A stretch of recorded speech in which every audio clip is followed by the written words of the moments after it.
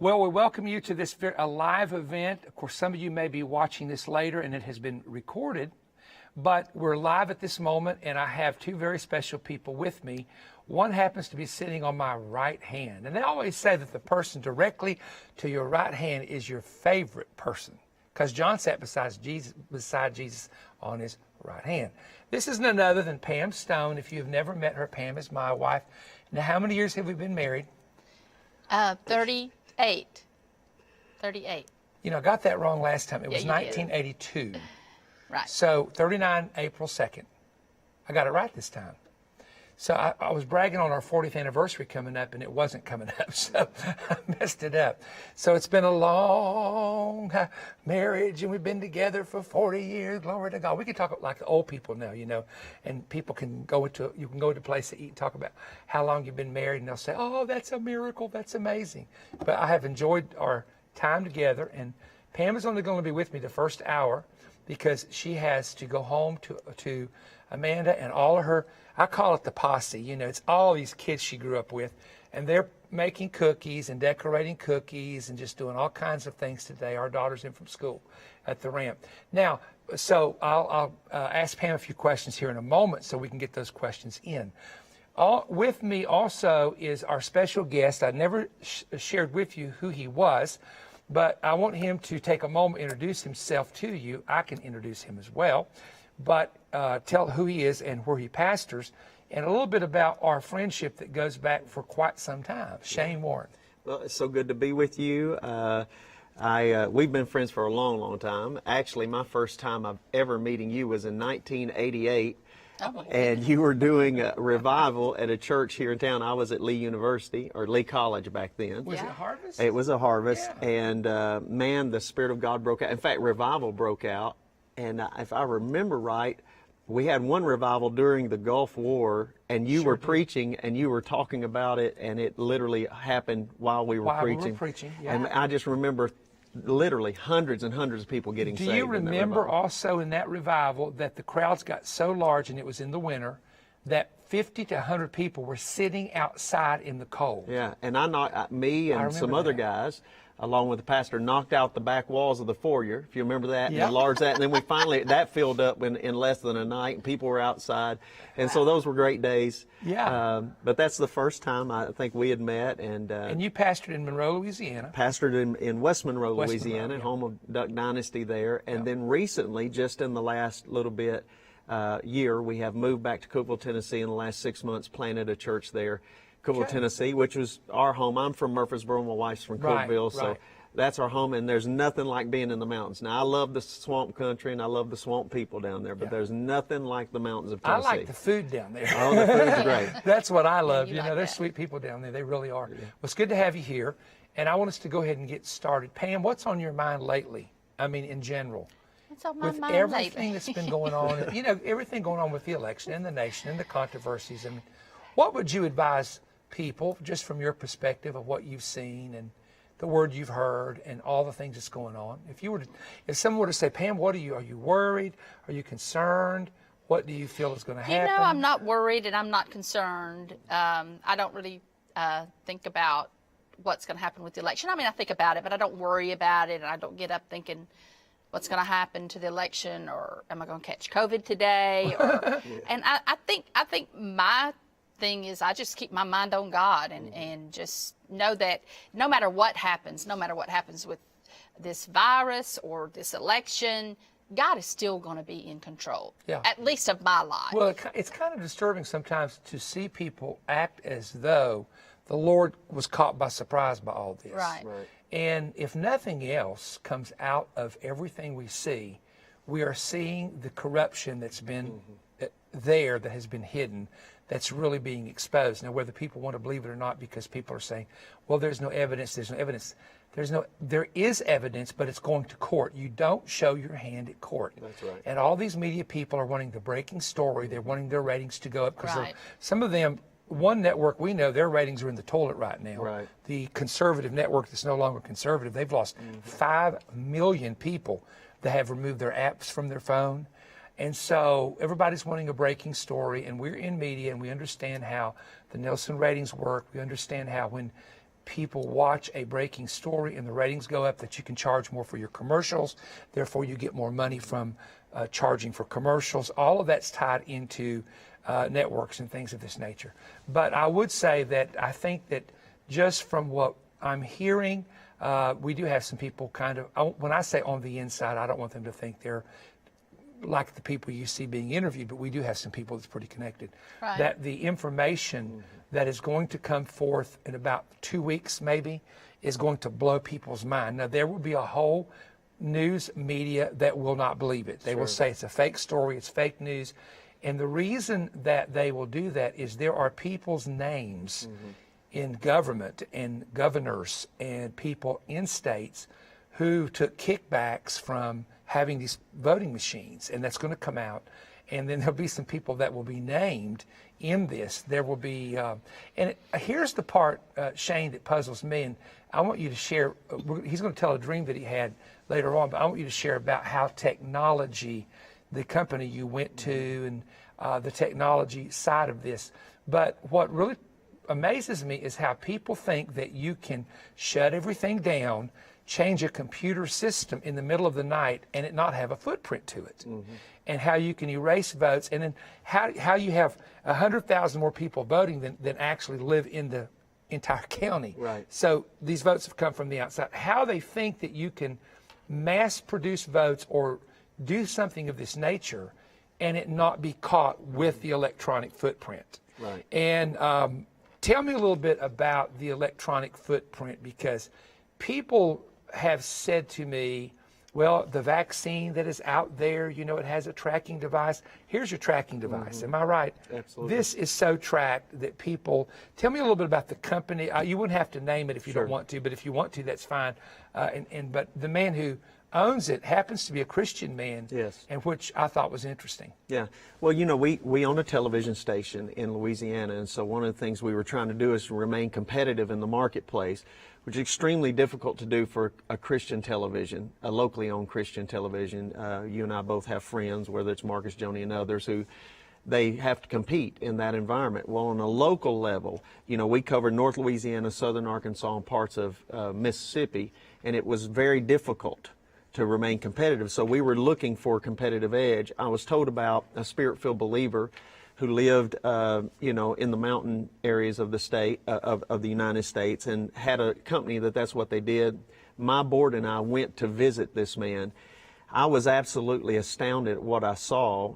He took me into a room that was the size of 2 large warehouses, and floor to ceiling, you know, you and I were talking about server systems, floor to ceiling server systems, and we're talking probably 15 to 20 foot high. Oh, wow. And it was one server after the next. Every server was labeled dealing with a different topic, whether it had to be, like, for example, Israel, news in Israel, or you had something, American news, politics, whatever. Every one of them was labeled. And he asked me, he said, do you know what's going on with these computer systems? All of them were just lit up working. And I said, no, sir, what's going on? He said, I'm mining data in real time from around the world. It's happening in real time. In those rooms? In this one massive room. And I said, really, how are you mining this data? He said, well, everything you carry, down to your credit cards, to your phones, your iPads, he said they're all being tracked. And I said, well, you know, I kind of played it off as conspiracy. I said, I've heard conspiracy theories that your phone's listening. He said, well, Shane, and if I said it now, you know, and I'm trying not to let this thing ding, but if I said, hey, Siri, this is going to wake up and it's going to answer me. He said, well, how can you say that it's not listening when it's listening for its name? Oh, and he said, it's an just interesting common point. sense that it's tracking everything you do. And he said, and we're mining this data from people all over the world in real time. Not only that, we're mining the data from everything you purchase off your credit cards. And he said, the chip in your cards also has data, or has location. On the credit cards? Yes, data on it. And he said, let me give you an example. And he took out his iPad and he pulled it up, and he pulled up my name, and he said, this is your address. And he said, I knew you was coming, but I want to give you an example. This is your address. And he said, I noticed that you go by Chick-fil-A every morning at this time on certain street, Thomas Road in West Monroe. He had all of that. And he said, not only that, you must go stop at this coffee shop that's right around the corner. Gave me the address of the coffee shop because he said you spend time there almost every day. And he said, then you're usually in your office at this time. He had data mined everything, just pulled it up as an example. He then took me to another room that was just as large, same computer style mainframes in there, and he said, do you know what this room is doing? I said, no. And people were running around, they were grabbing printouts. He said, this is processing all of the information from the other room in real time. And he said, and then we're redirecting that information with advertisements, partnering with advertisements and other information that companies pay us to do. We direct that to targeted audiences.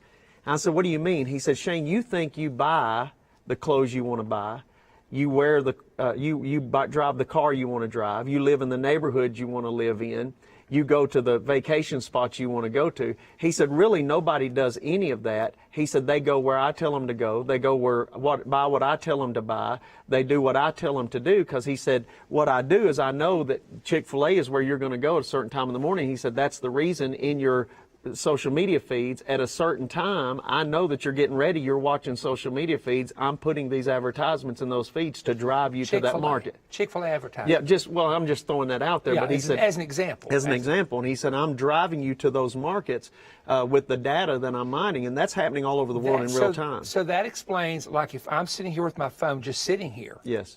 And I say, man, I would love to have a hamburger. I wish I had a hamburger.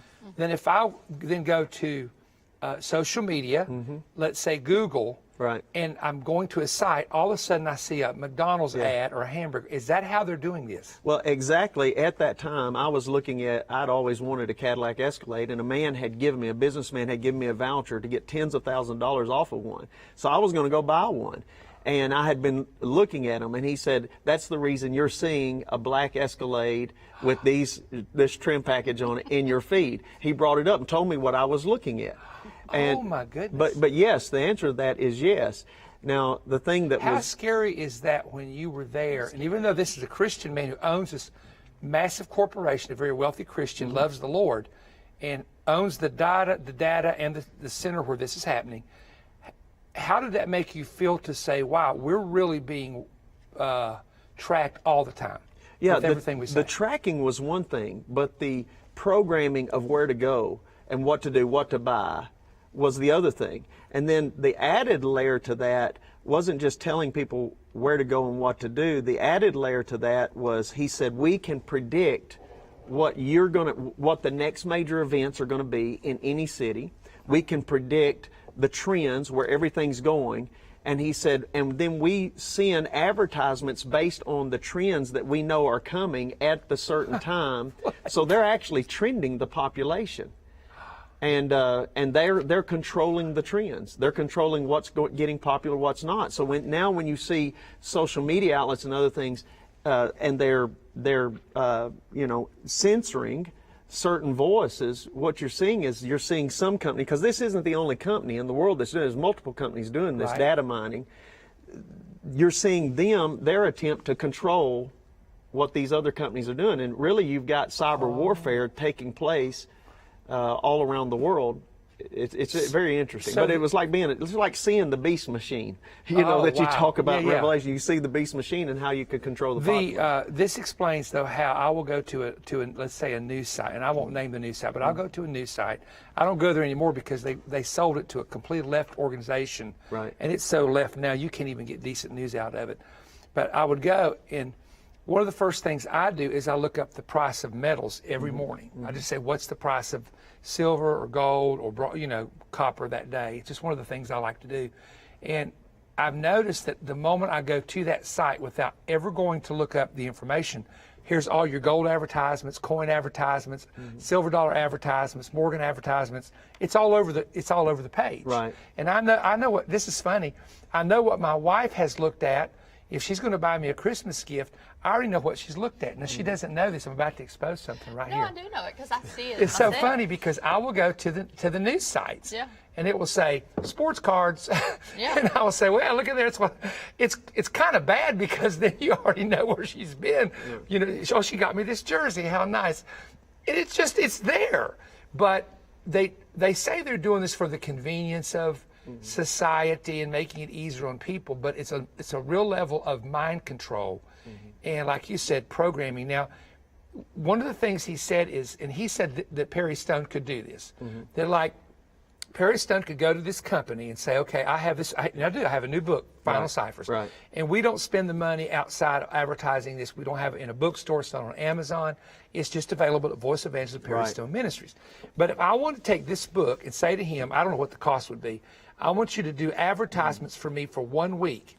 Then anyone in America, if I say just stick to America, or I could target, I could say stick to just the East Coast, east of the Mississippi, then their computers would put in there, anyone who looks up prophecy update, prophecy information of Perry Stone, my ad will come up. Is that how that works? Yeah, but even a million times more detailed than that.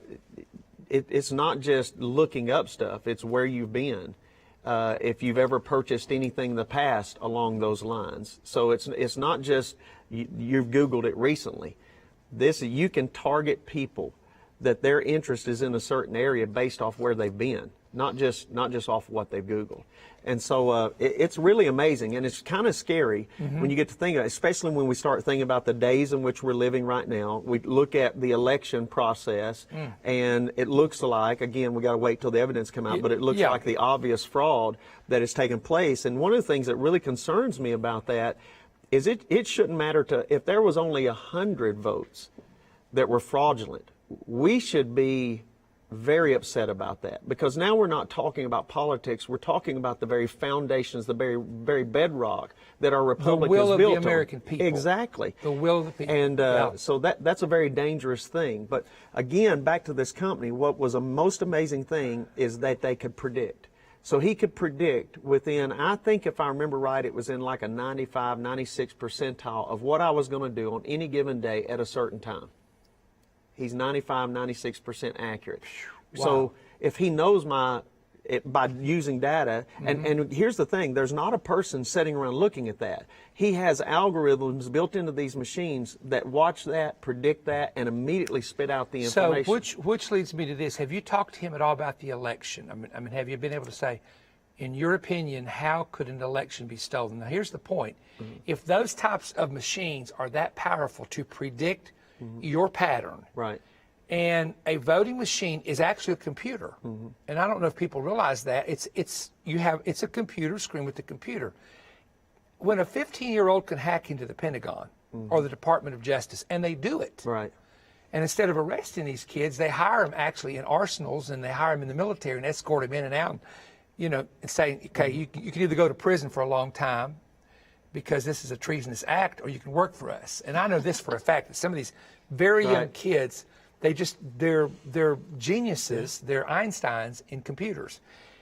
If you can hack into the Defense Department and shut it down, or into any branch of the military of the United States, it is only common sense that when you've got servers in Germany and in Europe and in places where people hate the president, of course a person can change the software. Sure. A flash drive. In Georgia, I know of 2 counties, they went in at midnight and put a flash drive in and did a work on, and they asked the people there, they said, why did you let them in? Well, they were with the voting company. Well, what did they put in? We have no idea. You didn't even ask them? Well, no. Yeah. And this type of thing, the reason that, and I want to say this based on what I know, that the reason there is this really big resistance from the tech giants and from, of course, we know the secular media, but it's because there are dictators who use this machine to get elected. Right. There may be even world leaders. Now, the United States, from what I understand, invented something called the hammer, so that, and this has been made public, this is not something I'm coming up with, but a former retired general said it was invented so that we, the United States, could get the voting machines into these countries and control an election to keep a dictator out and the person we want in.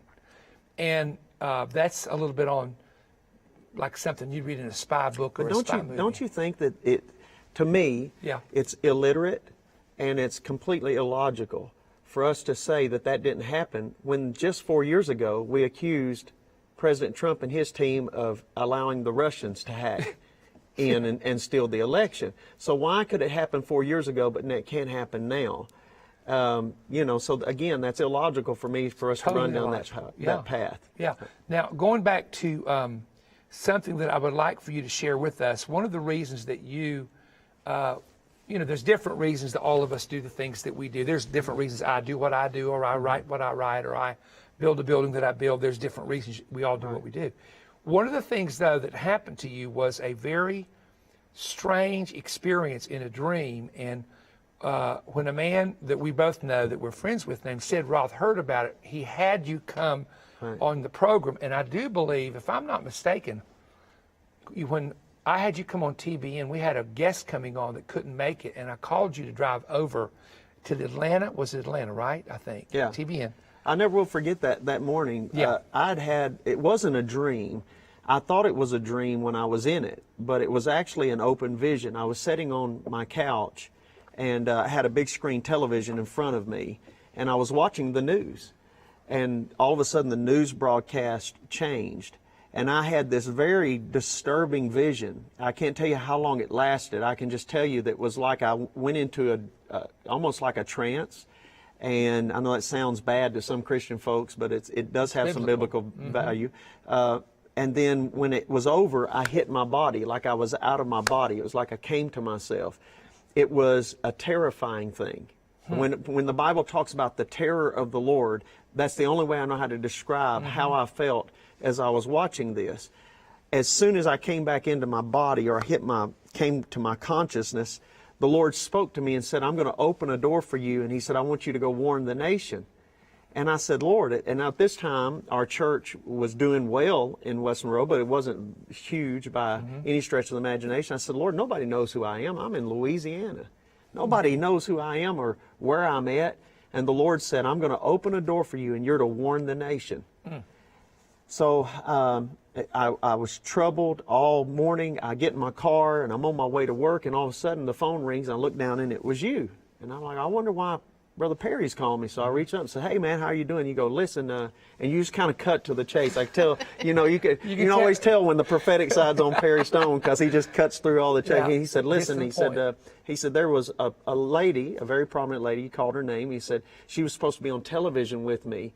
On TBN. Big interview, worldwide interview. Yeah, big interview. And he said, we're doing a live program. And he said, and she couldn't come, canceled. And he said, I was driving down the road, and I think at that time you had a Hummer. I did. Or something that somebody blessed you with. Somebody blessed me with it, yeah. And you said, I'm driving down the road in a Hummer, and he said, God spoke to me and told me that he's shown you something for America. Can you get to TBN? And I hadn't talked to you. I hadn't told anybody other than my wife. And it just happened. And it had That just experience happened. just happened, yeah. And so the next thing I know, I was on TBN and was sharing this dream with you, or sharing this vision with you. And I only shared parts of it because I was so scared by what I saw.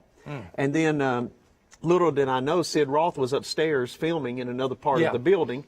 And that night I got in the car to go back to the room, and this guy's sitting beside me, and I'd never met Sid Roth. I didn't know who he was. He said, I've been waiting to get in the car with you. He said, the Lord spoke to me and told me he's shown you something about the future of America. Okay. And he said, I want to know what it is. And so I shared a little bit of it with him, and he said, I'm going to help you take that to the world. He said, you're going to come on It's Supernatural, and we're going to tell the world. And that's how it happened. I mean, it just happened like that. Yeah. Next thing I know, we're out there in the, and people ask me why I don't go on television and talk about it all the time. As you know, anything like that comes with great persecution. Always, Every prophetic always. utterance Story comes with of my great life. Yes, it comes. And after a while, you get so tired of dealing with that That's right. persecution that it almost, you just want to keep your mouth shut. Or you want to just go to the inner circle people, your Right. partners or best friends, share it with them and not tell others. Because I know a lot of times on Facebook they'll say, why do you always tell information to the partners? Because they have confidence in you as a minister. That's right. You don't And get the rest of the, criticized. you don't have to put up with the mockery and all the other things. Now, this was 2012.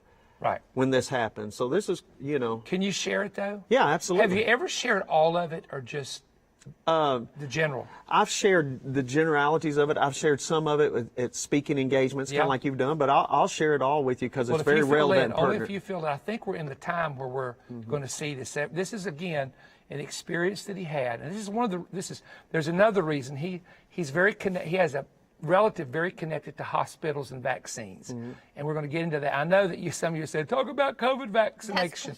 That's the number one. 215 people have voted for me to talk about that question first. Right. I have a big screen in front of me here. Let's go with the flow with this. Share that with the folks right now. Okay, well, again, I was it was late at night, I was sitting on the couch, I was watching a news broadcast, and I think at the time I was watching conservative news media, and the whole television screen changed, and it came to like, a breaking news story. We have a breaking news story, and the guy behind the desk says, we have a breaking news story. He said, there's a major storm that has formed. He said, we've not seen anything like this, and he said, it is hitting America. And he shows a meteorological shot of the United States. The storm, Perry, it looked like a hurricane. Now, we had just come out of Katrina. So, that's fresh on my mind. Right. It looked like a hurricane, and it was over America. It went all the way from the northern border to the southern border. It stretched almost from the west coast to the east coast, and the eye of the storm was coming right down the middle of America. And I think it was positioned over close to Washington, D.C. in that area, but it was coming right down there. And he said, this is the biggest storm that we have ever seen. And he said, we do have a correspondent that's in the eye of the storm. We're going to go to him. And it switched to a man in the storm. This man was bundled up like you see storm, somebody in a hurricane doing, and the wind is blowing, whipping, and there's debris flying everywhere, but you can't really see what it is. It's just, you just see like paper flying everywhere. And he said, this is the most unusual storm that I've ever seen and ever reported on. And he said, look, and he reached down on the ground and he picked it up, and it was a handful of bills, dollar bills, $100 bills in his hands like this. He said, this is a storm of money. Immediately when that happened, it went back to the newscaster, and it was said, we have another major breaking news event that's happening. And he showed the New Madrid fault line, and there was an earthquake that went all the way down the New Madrid fault line, and it had literally divided America. It literally separated America from the north from the south. It literally divided down the New Madrid fault. Which it would do in the natural. Which it would do. If that went to like a 7.5 to an 8, it would divide Yeah. bridges, railroad, everything. I Yeah. thought about that. Well, so when that happened, he said our cities are on fire, they're burning, and we started going through reports, and I'm trying to condense this a little bit, but we started going to different cities, Takes time. and cities were on fire and burning, and the only way I know how to describe what it looked like is it looked like a war movie, where you would see Great Britain out of, the World War, and you go through the cities and they'd be burned to the ground, things on fire, and people were wandering around in the streets like zombies because they were so dazed by what hit them, like it all came on them by surprise. Do you think they were burning and rioting because of knowing food shortages were now there? There's no way of connecting those two. I mean, I'm not trying to read into it. I just want to know, in your feeling, what was the feeling you got? If you have an earthquake, things are going to catch on fire. Right, but is it Buildings are spiritual? gonna fall. Is it political? No, I is it really natural? felt like the earthquake, the dividing it, and Sid asked me this. He said, do you believe it's a little earthquake? And of course, we know that could happen, and Right. geologists are saying that's Eventually going to happen. But I told Sid, I said, now this is in 2012, I said, I sense that this is something that is going to happen in the heart of America that's going to divide the North from the South, and it will be racial, and it'll be political at the same time. And I said, there'll be these two things happening at the same time, and it divided America. People were looting, people were burning stuff, people were shooting other people, people wandering in the streets trying to find safe passage. And immediately when that happened, because in my mind, I'm terrified. I'm thinking, is this happening right now? How do I get my family? What do I need to tell my church? What do I need to do? In my mind, I'm trying to, in a flash, strategize. And I heard a voice behind me over my right ear. I never saw the person, but I heard a voice behind me say, they divided my land. Now I will divide their land. And that'd be Israel. yes, The vision of Israel. and he said, they divided my land, now I will divide their land. And I heard that voice, and immediately it was if, I talk about Ezekiel being pulled up by the hair of his head. Of course, that didn't happen with me, but it felt like that. It felt like something sucking me up. Yeah. And the next thing I know, I'm sitting on the back side of a room, and there's a long table, and there's heads of nations around the table. Russia, China was sitting at that table, Iran, other Arab nations sitting all around this table, and it was like I was standing there as a spectator, and I was listening to them talk about the destruction of America by destroying the dollar. Oh. And they were talking about, this is how we're going to do it, this is what we're going to do, we're going to change currencies. And they were talking about, and at that time I didn't understand. Global reset. Yes. Oh my goodness. At that time I didn't have a clue of what was going on. And at that time I didn't understand global reset. that, all of the oil is traded on the dollar. The dollar is the standard value. Yeah. Well, they were talking about, hey, we're going to trade with a different currency. Which is what they're talking about right now. It's happening right now. The reset. Absolutely. And And about that? and so when we get into that, that's going to be messy. So so anyway, when I listened to them and they were talking about it, and I distinctly remember Russia and China and Iran driving this conversation. There were other Arab nations there, but it was Russia and China was driving the conversation. At that moment, all of a sudden, I hit my body, and I come to. The news station was on what it was before I entered into this vision. And the Lord spoke to me and said, go and warn America, my judgment's coming. My judgment's coming. And then the Lord spoke to me. You and I have talked about this before. The Lord spoke to me, and He said, it's going to be the culmination of the 400-year cycle. I didn't know what a 400-year cycle. Dear Lord, I just taught on this. Yeah, I didn't know what that was. This is back in 2012. I never heard of that, so I had to go to the Bible and start looking at it. Can I bring up something right here? I just taught on Dorothy Station, Dorothy and Russell Spalding. Have you been on Dorothy Station in Augusta, Georgia? No, I have not. Okay. This is an expression I've used as a kid. You just freaked me out when you said that, because Charlie is in the back and heard me tell this.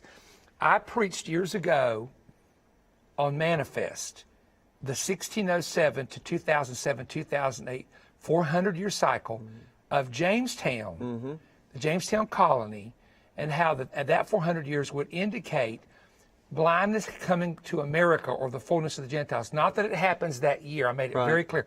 It's a process. It didn't happen to Israel in one day. Right. I said, this could be years, but we're going to go blind spiritually. Now, I had never put this together until I was working on this Final Ciphers book. I never put this together. That 1620 is the Massachusetts Bay Mayflower Compact, where they actually made the covenant with God over the nation. Correct. And 2020, right now, November the 11th, is the 400-year cycle. And when you said it's the culmination of a 400-year cycle, that's why they're talking global reset. Now, I'm not trying to interpret your dream, No, absolutely. but I believe you bear witness. That's why they're talking global reset, change the currency. And I want to say this, and most of our people know how we teach and how we believe, and most of them follow us prophetically. The reason that the system came after Donald Trump is because of the speeches he made about the accord in France. This is not fair to us. You're making us pay the bill. We're out of it. Right. He gets up into the UN and says, we're not going to be globalists. We're going to be, every nation should try to help their own nation. I'm here to help America and not be When he did that, he hindered every plan that they had. And the only way they could get him out, in my opinion, is to do what they have just done. And that is to get him out so that this reset, and you hear it on the news. Right. They're not hiding. Look, the news media is not hiding now at all that they hate this man. They're not hiding it. They're making it very clear. Well, there's a whole they're not hiding website that's nothing. been developed for the global reset where all the nations of the world are on there talking about it. This isn't something that's in a closet. And now. basically, it's one world government. One world government, one world economic One system. world religion, one world government, one world currency. Everything you and I have preached for years is now years. coming on our heads. And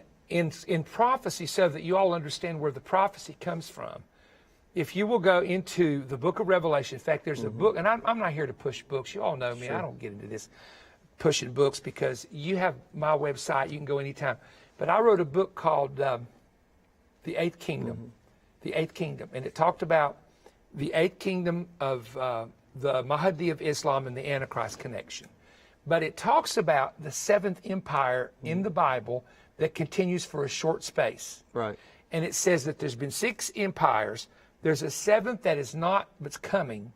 And then there's an 8th, which is the beast system. Right. And that 7th one is what takes the first 42 months of the tribulation. The 8th one is the last 42 months of the tribulation, which is the Antichrist system. So that's why there's this 7-year period in Daniel 9:27. I know you're tracking with me because you preach this kind of stuff. And in the book of Revelation, 42 months and 42 months. Pam, have I lost you yet, baby? No, I'm keeping up. Well, good. She's been around me long enough for 39 years to get it all now. And this global reset is, and let me go back and just add this, that the only way that the global reset can continue is with the globalists is if Trump doesn't get in. And I think that's where the battle is, to keep him out. The global reset would be hindered at least 4 years should he stay strong and healthy if he was reelected. Correct. And so this is like when you follow the money trail, you follow the corporate trail, you follow the media trail. We're talking about a major shifting right now. And can you imagine, let me just say this to the people watching, if you will go to Daniel chapter 10, when 70 years were complete, and Daniel is beginning to pray and seek God and said, okay, are the Jews coming back or not? Right. What happened was this warfare, because the Medes and the Persians had taken over the Babylonians. This is how the Jews were released. The Jews would have never been released from Babylon if the Persians hadn't changed government. Right. If Trump had not been president, there would have never been the recognition of Jerusalem. Right. The embassy would have never been moved under Hillary Clinton. Never in a million years. Right. And I don't want to go into the reasons why. So Trump was there on Israel's 70th anniversary, and he helped fulfill an aligning. And even these nations that are making peace with Israel right now, I never saw that coming. I'm a prophetic preacher, teacher, and I was blown away. And they were literally, until all this confusion came up, they were standing in the wings. 4 other nations were standing in the wings to make that treaty with Israel. Right. It's major. Okay. But did you see in Daniel 10, the prince of the kingdom of Persia, which is a demonic prince spirit, and the prince of Grecia that went into warfare in the heavens? And Daniel, for 3 weeks, struggled to get a clear answer to prayer. I don't know how many weeks we're into this thing. Right. But this, folks, listen to me. You got to understand something. Leave politics out. Leave voting machines out. Leave ballots out. And let me just tell you, we are in a demonic principality battle for the soul of America. Yeah. Well, it's For the soul. The actual soul and the definitely think spiritual it's soul freedom of of America, America. but we're talking about the whole world here. We're Yeah. talking about a global thing. Man, there's so many different directions we could go there. Ahead. But You lead it out. Lead it out. What you're well, feeling. I really. That's why we're here. When we talk about the prophetic here, I'm really concerned. Right now, I'm getting phone calls like crazy. Well, what about all these false prophets? Everybody, even as late as yesterday, people were calling, what is the prophetic word on the election? And I had the same thing happen, and I didn't get a word. I'm honest with you, Shane. I've told everybody. I said I don't have a word on the election. I got one in every election from Clinton to Obama to Trump being president 45. I did the Hebrew. Right. You know, you remember probably remember that Ma, which is what, and I said they're going to say what after the election. Right. How did this happen? And I didn't say Trump would be elected. I said but the world's going to go into a what moment? Right. Remember, I preached it 3 times. This year, I got absolutely zero. It was the weirdest thing. I mean, of course, I had to take time off, and I was physically sick for several months as well. But maybe because I wasn't so physically in tune. You know, you got to have some physical strength to be able to hear too. But I heard nothing. And people are rebuking me for saying to people, you must be careful saying God said, say I feel or I sense. And I have people, you know, on Facebook today, you just rebuking me. How can you say these people are false? Trump really did win. Well, over here, now you can get upset with me saying this, but I'm going to say it. My dad was a real prophet. Yes, he was. Dad never missed it. But a prophet that would have heard would have said this, folks, and they may have said it, okay? I'm not judging. But they would have said, this is going to be a landslide, but there's going to be voter fraud. The Lord told me there's going to be voter fraud, and it's going to go into absolute, complete confusion and split the country. And there would have been a lot more detail given. Some did say it was going to have to be decided by the courts. Yeah, that's what I'm saying. Yeah. There were people that did say that, which Yeah. we want to give credit where credit's due, that people heard that way. Right. But I am not. I'm just going to speak for me, and I can speak for Shane because I know Shane. Right. I will never let anybody or even the church put me under pressure. Even, look, I saw 9/11 way before it happened. I saw the Trade Center shrouded in black. I saw that oil tornado in Louisiana. Called Dino Rizzo 2 years out. Remember that? Called Told me. him did I call you? Yes, sir, you called me. I said it's coming. There's an oil tornado coming off, and that's when that rig blew up. And I'm not saying this to sound braggadocious. I would never do that, but I'm simply saying the reason we have a large ministry is people. I told Governor Bush to run for president. The Lord told me it was his will. And Pam remembers that one. 2.5 years before the presidential election, the Lord told me he would win by 1. The state of Florida would be the determining factor. And this is all before all this came up. Okay, so I know what it is to hear from the Lord. Man, I'm telling you, it was as blank as a brass heavens this time. Were you that way? Listen, Very strange. I'm It getting was very phone strange. calls I'm talking about for me personally. every day asking what's the word, and here's what I've told them. I said, I do not have a word on the election. I got a word on what's coming after. It doesn't matter who wins. I'm telling you what's coming after. Yes, I know what that's I right. saw. That I and, can tell also, yes. I believe the storm of money that we saw was the pandemic affecting a global economic system. Oh, listen to that. Oh, I believe didn't put that's that the storm together of till you money. just said that. Yes, yes. And then I believe the Yes. reason we saw the New Madrid fault is because not only it divides America north and south, but the Lord knew that at the season that this would happen, I would be living back in the mountains of Tennessee, which runs right along that fault. So it was almost like the Lord showed me where I'd be. I think it's interesting that you obviously have this coming from China, somewhere, the pandemic stuff coming from China. Russia's involved. I mean, there's just a lot geopolitically going on. You have all the racial stuff going on, everything that's all. I don't know who is going to win the election, but I do want to bring up one overarching issue that I think everybody is missing at the moment. Go ahead. Let's say, taking where the prophets are right or wrong, let's take that out of the equation. Every prophetic word, and I want you to listen to me, every prophetic word has a warfare attached to it. That's good. That's true. Everything That's God true. has ever told me to do Like Daniel. has incredible. Daniel, or what about God showing Abraham the promise and then Abraham going into the dream and having to swat the buzzards away? Genesis 15. Yeah, swat the buzzards away from eating the sacrifice. Oh. Every prophetic word has a season of warfare. So if it was God's will, let's say, for President Trump to come in, there's going to be a battle over There's it going to be a war. because of the season we're in. So even, let's say Yeah. all the prophets are in tune. Let's say all of these masses of prophets out there that have said this. Yeah. To And they've agreed. I Yeah, think to that think they're that all in we're going to agreement. come into that without a warfare. What troubles me more than the prophets missing it or not missing it, what troubles me more is there's an entire Christian population out here now that has no idea of what it means to fight spiritual battles Oh, come and on, to that's stand and take spiritual territory and grounds. And the weapons of our warfare are not carnal. And to realize what we're Yeah. fighting. We're not, although the voting machines may be a root problem, the root is not the voting That's machine. right. The root is the spirit in the people that That's did correct. that. That's correct. So we're not discerning that this is a spiritual war. I think one of the things, I'm going to say this, and we'll go back to this because, we're going to go back and forth here. But one of the things I think has frustrated Pam and I this year is to see, for example, how as a minister, and you've dealt with this, we've talked about things over the past, that you give your life, you study hard and you pray and you get a word and you tell people about warfare and you tell them about what's coming and they'll, woo, hallelujah, we need to have a prayer. And they'll just hoop and holler. But then when it comes, they are so unprepared and they don't discern Right.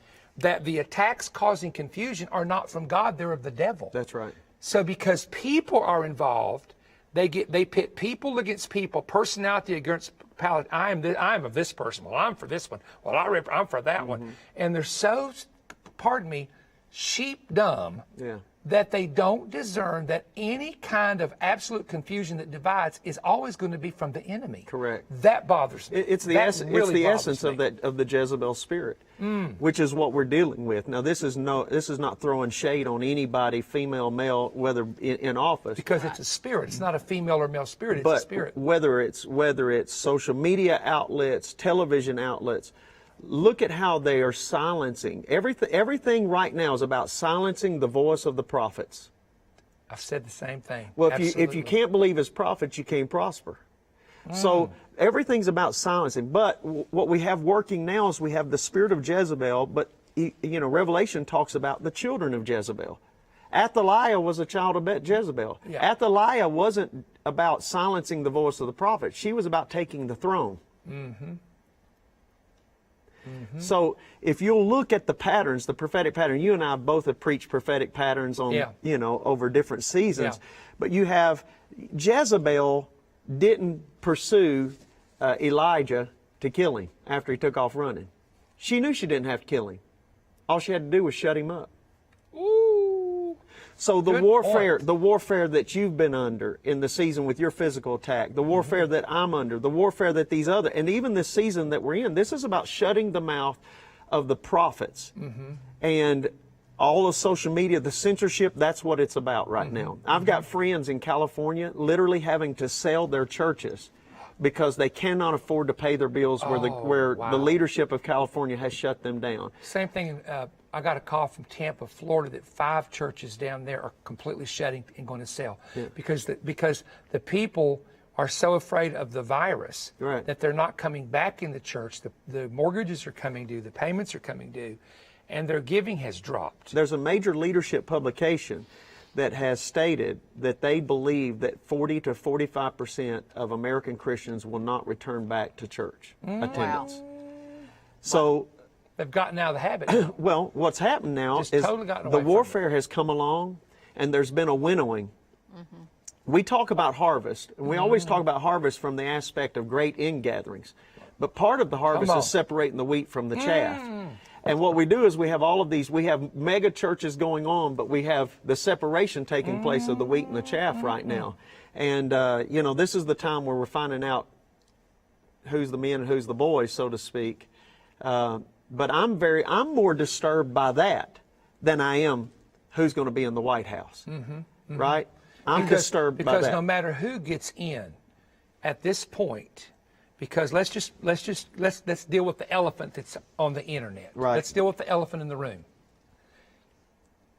For those who voted for President Trump, which they're saying the numbers are probably not 72 million, but up to 80 million if the machines did not transfer. And I'm only saying what people are saying. I'm not confirming or denying because I don't know. I'm just going to have to go like you guys do on what's being reported. Do they actually think, let's come together? Well, you didn't come together for 4 years. Yeah. You had Russian collusion. You had a fake dossier. You had him, weird stuff. Okay. Now they want you to come together. What they're saying is come together with what we believe. Right. Come together with our radical ideas. Now, there's 80 million people that are never going to come together under certain ideology. Correct. It's just not going to happen. Do you think the homeboys in Tennessee are going to go under socialism? No, absolutely not. Do you know what troubles me is you have over 70 million people in America who want the ideology. And what troubles me is we have the largest churches than we've ever had in the history of the church. We have more people in America going to church than we've ever had before, and we have less impact, less power, less influence. I'm writing about it right now. That's exactly right. It is burdening my heart. Can I read something to you? Yeah, of course. I was watching a Christian television network the other night, and I was watching a concert. And one of the things that bothered me about this concert, the kids, it was packed out. People was worshiping. It was obviously before COVID. People was worshiping, dancing, and things like that. And I'm all for that. Sure. You've been to my church. You know that I'm all for that. Yeah. But all of a sudden, I just felt this grief come on me. And I wrote this down. I said, tonight I was watching Christian TV and I was grieved. I know what I'm about to say doesn't apply to everyone in this generation. There are many who are chasing God with their whole heart. I watched as thousands of young people danced and sang. On the surface, it looks wonderful. However, several of the people leading worship lived terribly immoral lives with multiple moral issues. It was as if all discernment had left the building. As I watch the program, I'm convinced more than ever that we have raised a generation to shout, but they don't know how to step out in faith. We have taught them to dance, but they don't know what it means to walk in holiness. We've taught them to be emotional, but they don't know how to evangelize. We taught them to clap, but we did not instill the courage to stand for righteousness in the midst of a perverse generation. We know the words, or they know the words rather to 1,000 songs, but they can't quote 10 Bible verses at all. I fear that they sing to and worship a God they really don't know. For most of them, their idea of a great move of God is seeing their favorite Christian artist in concert. Very few have seen God demonstrate His power or move in a very sovereign, unpredictable way. I know every generation has their expression style in God. I celebrate our different postures, but the basic biblical standards and doctrines of Christianity can never be compromised. There must be a return to truth over compromise. We cannot sacrifice conviction on the altar of convenience. We cannot tolerate what God's stomach, or what turns rather God's stomach. And then I said, I pray for a mighty outpouring. And this is what I really am believing God for. I'm praying for a mighty outpouring on everyone, old and young alike. I pray that God would help us to find an authentic, bold relationship with Him. I pray that God will destroy, and this is going to make some of them mad, but I pray that God destroy all of our religious paradigms and that He would give us direction for our nation, because obviously, Lord, we as the church do not know what works. And it broke my heart to say that, because I had one of those large churches before I resigned and moved to Tennessee.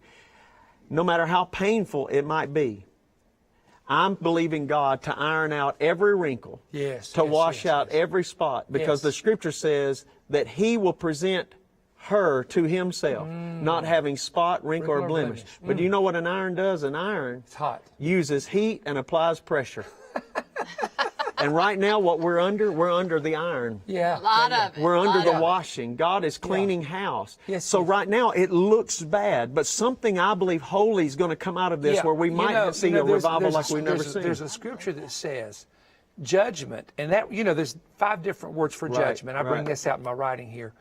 5 different Greek words. There's the judgment hall, the judgment seat, which is the bema. That's a Greek word for the judgment seat in heaven.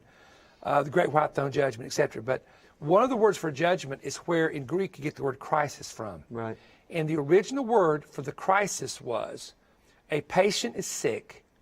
The doctor is not sure if they are going to recover or die. So they're in the crisis moment. Right. Now, we are in a crisis moment in America right now. We're either going to renew and get back with the Lord, or we're going to die. And I do believe that there's enough people out there. I know the people that keep up with our ministry, a lot of them are hundreds of thousands, are really wonderful, strong people. And I would have to say, in a confession with me, that I was so busy working 16 hours a day, I wasn't paying attention. I mean, I'm really serious. I was careless. I wasn't paying attention. Even Pam said, Perry, I feel like you've always guarded yourself real careful. You're not guarding yourself anymore. I said, well, I'm just an old man. I got this mentality. I'm an old man now. Who cares? I'm just an old man. I've been preaching 45 years. So I didn't. I took on this kind of I'm going to retire before long, blah, blah, blah.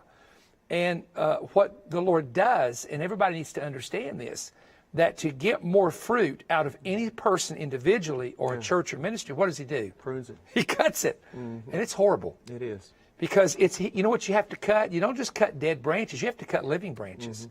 Because your sister went to Napa Valley just to see the vineyards. We don't drink alcohol, but just to see the vineyards. And it was her blueberry bushes. It was hers. It was her blueberry bushes. So her husband said, I'm going to cut these blueberry bushes back almost to the ground this year. And she said, no, you're not. And so she was not there. She came in one day. He was out there where the blueberry bushes was. He was cutting them down. She got so mad. I told you not to cut these blueberry bushes back.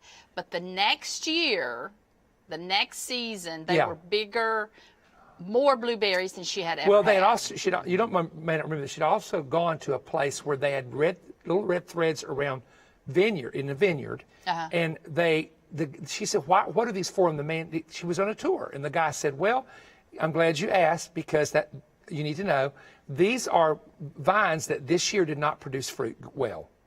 They produced very little. So we're going to cut them. And the question was, well, why would you cut them? They said, because the vines that don't produce well pull from the vines that do. Wow. So in the same church where people are on fire and excited, there's going to be those, man, I just tell you what, if I had my way, boy, I'm going to do it this way. I don't understand. We got a dumb pastor. I don't know where to. So we got the people that are pulling the life out. So you know what God does?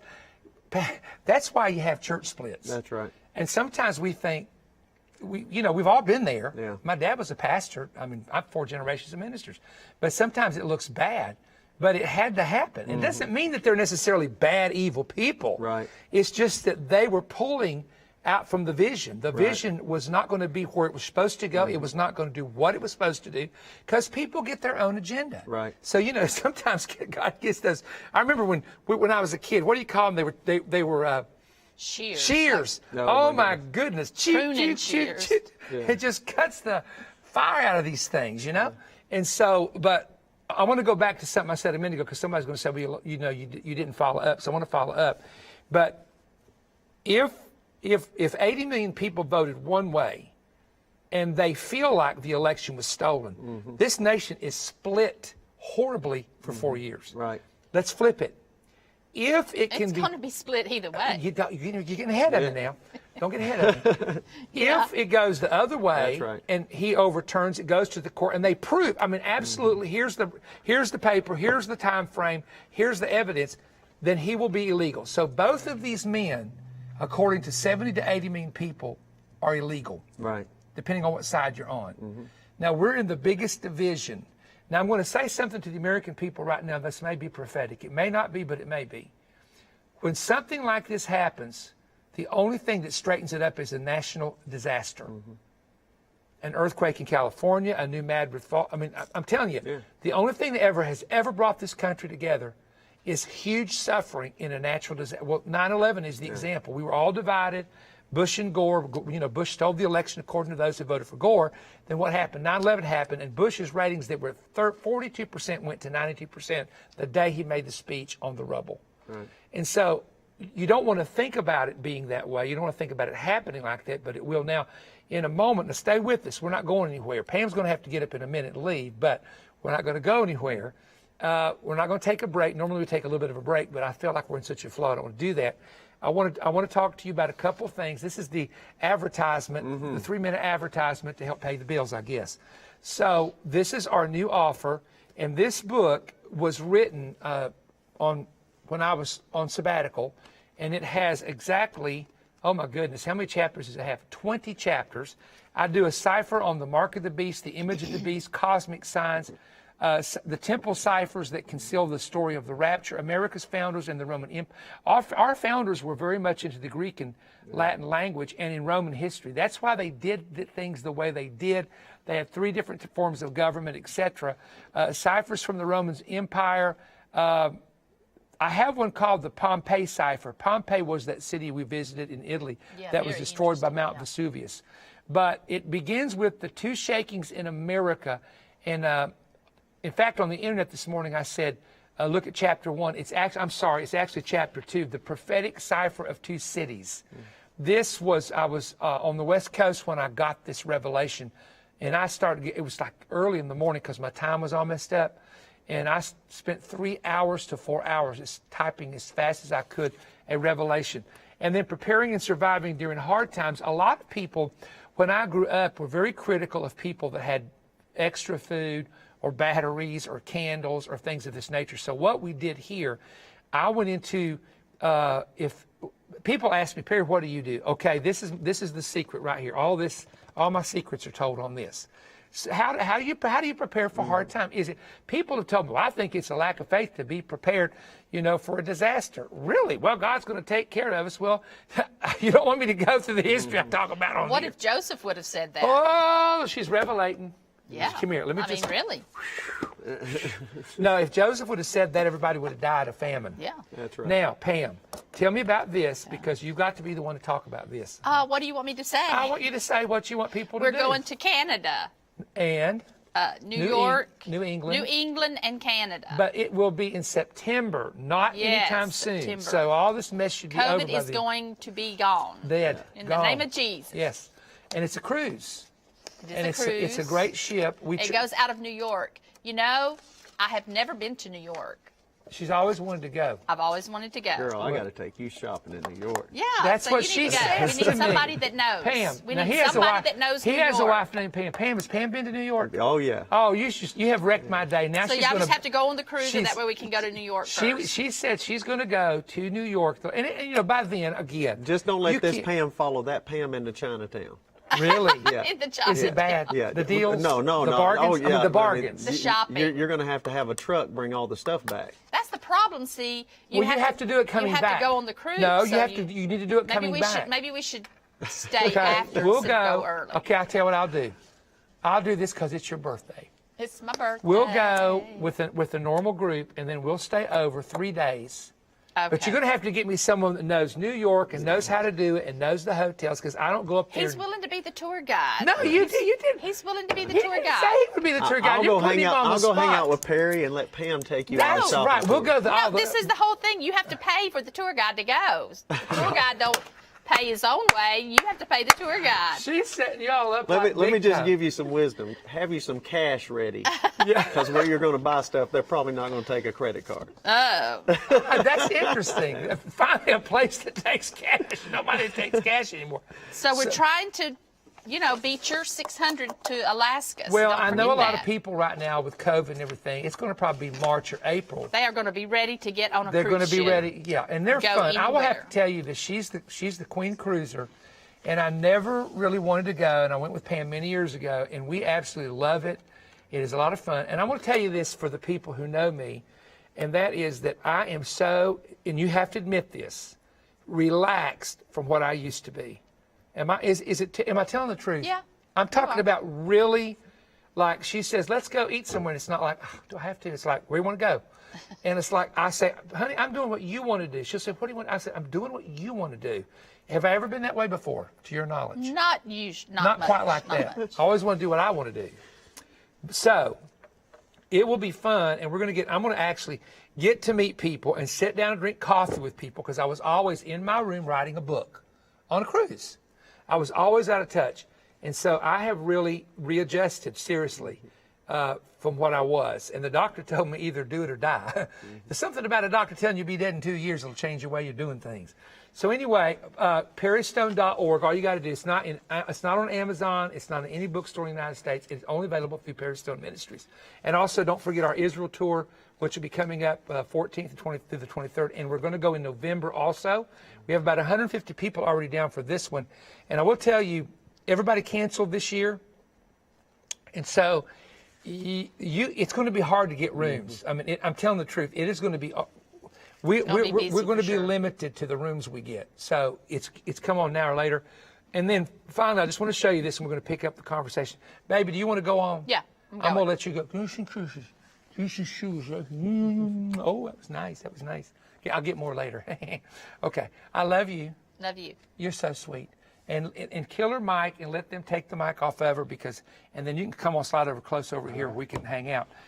This is a Bible. It's our New Testament. It's the commentary I did on the New Testament. You can see it there. But this has olive wood from Bethlehem on it. It's beautiful. It's got Jerusalem on the back, and it's got the Lord's Prayer on the front. And these, we only have about 300 to 400 of these left, and I'm not going to reorder them. And this is one of the big gifts that's available that you can get someone this year. It's so beautiful on a coffee table. You put it like on your coffee table. It's a great conversation piece, but it's also a King James Bible with the entire commentary. You can see it there that I wrote of the New Testament. So please get that. Now, I want to pick up on this, and the number one question, as you see on the board, is, and I'm going to go ahead and try to vaguely answer this, would you get the COVID vaccine? Right. And this is what I want to say to people. I have never taken a flu vaccine in my entire life because of my traveling. I have built up a very weird immune system. If you travel a lot, which I have done, you drink water from everywhere, and you get all the whatever those are, those little animals that crawl around your Right. system, you develop a very strong immune system. So I've never had the flu. Maybe when I was a kid, but my 40 years, I've never had the flu, so I don't get the flu shot every year. And so I'm not necessarily against someone that needs it. I just have never needed it before. Now, it could be possible they're going to pass a federal law Right. that everybody has to have the vaccine. And I don't know what people will do then. There'll probably be a court battle with it. Now, some people have said, and again, I have not researched this. He will share something with you in a moment about the vaccine, but they're saying, well, there's tracking devices, folks. If you carry one of these, you're tracked already. Right. If you have a computer, you're tracked already. If you have a brand new car, you're tracked already. They are tracking you now. Did you see that? Yeah. Did you see where it just clicked on? Yeah. Hello? I don't have Siri. I don't trust Siri. Anything you can talk to in a phone and a woman talk back to you, I don't have it. I'll go do my own research. I'm going to tell you, it just freaks me out. Siri, can you? And you know, we were in Alaska, and that Siri thing was on, and it was listening to things we were saying. And when you would, anyway, I don't want to go into all that. There was some freaky things, really freaky things that started happening with Siri. Right. So anyway. I'm gonna just go through this question. What do you think of vaccine in the ID 2020? Do you think that it's the mark of the beast? Do you think how close do you think we are from the rise of the Antichrist? Well, I don't think anybody can really know. So many people have predicted over the years, this is it, this is it, this is it. There's going to be pre-tribulation birth pains. It's going to be the sorrows of Matthew 24. And again, here's the thing. Would you agree with me on the internet there? You got to be careful because there's so much overloads of information, and people just hear something and then they post it and people repost it to thousands of people, and you don't always know if it's fact. It can be the biggest source of misinformation, and then you go find out, well, it wasn't correct information. So I do know that there's tracking systems and things like that are already out there that wouldn't even have to be part of what we're talking about here with some type of vaccine. Will the United States be a part of the New World Order? To survive, it would have to be. And you would have to have a president who wants globalism, and we're getting ready to get two in if it goes the way that the secular media says it will. That will absolutely lead us into a global reset that's going to be unbelievable.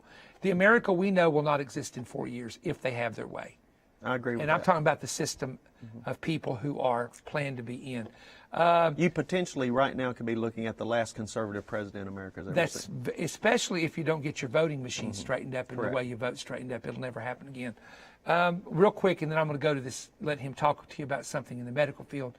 My question is, when we die, are we immediately in heaven or do we sleep? I'm not sure the difference between those in Scripture. Paul uses the word sleep as a metaphor. That was a Greek term in the time of Greece for someone who had died. We would say they're sleeping the sleep of death. So he uses a phrase that they were familiar with. The Bible says absent from the body is to be present with the Lord. Luke 16, the angels separated a rich man's soul and spirit from his body, took him to paradise while his body was buried on earth. Same thing happened to a rich man, except the rich man's soul and spirit went to hell. That's not a parable. That's a true story that Jesus knew about. So you do not sleep in the body. That's called soul sleep. You actually depart your body, and you go to 2 Corinthians chapter 12. What it mentions there is paradise, which is the abode of the righteous dead, those who die in Christ. And there you will wait until the resurrection that's mentioned in 1 Corinthians 15, 51, 52, etc. And one more, and then we're going to go back to Shane. In regards to the tribulation, where do you believe we are? Do you believe the catching away is close? I believe anyone who has discernment can say that we're entering into more birth pains. There's 3 trimesters of birth pains. There's one month, 1 through 3, 4, 5, 6, 7, 8, 9. And 9 is the most severe. Right. And so the closer we get to what the Scripture identifies as the tribulation, there will be many more earthquakes, many more pestilences, many more famines. And there is no doubt this is a global pestilence that has killed people. And that is one of the Scriptures that's mentioned there in Matthew chapter 24. Is the Antichrist alive? Does he know he is the Antichrist? If we're looking at the events today the way we are, more than likely, whoever this person is, he is alive. And I do not think he says, I am the Antichrist. I think he is just a man that's going to fulfill a role, etc. And anyway, let me go. I'm going to go back to Shane because you're going to enjoy what he's going to share here. Tell me a little bit. You don't have to name names, and you can leave names out. You're free to do that however you wish.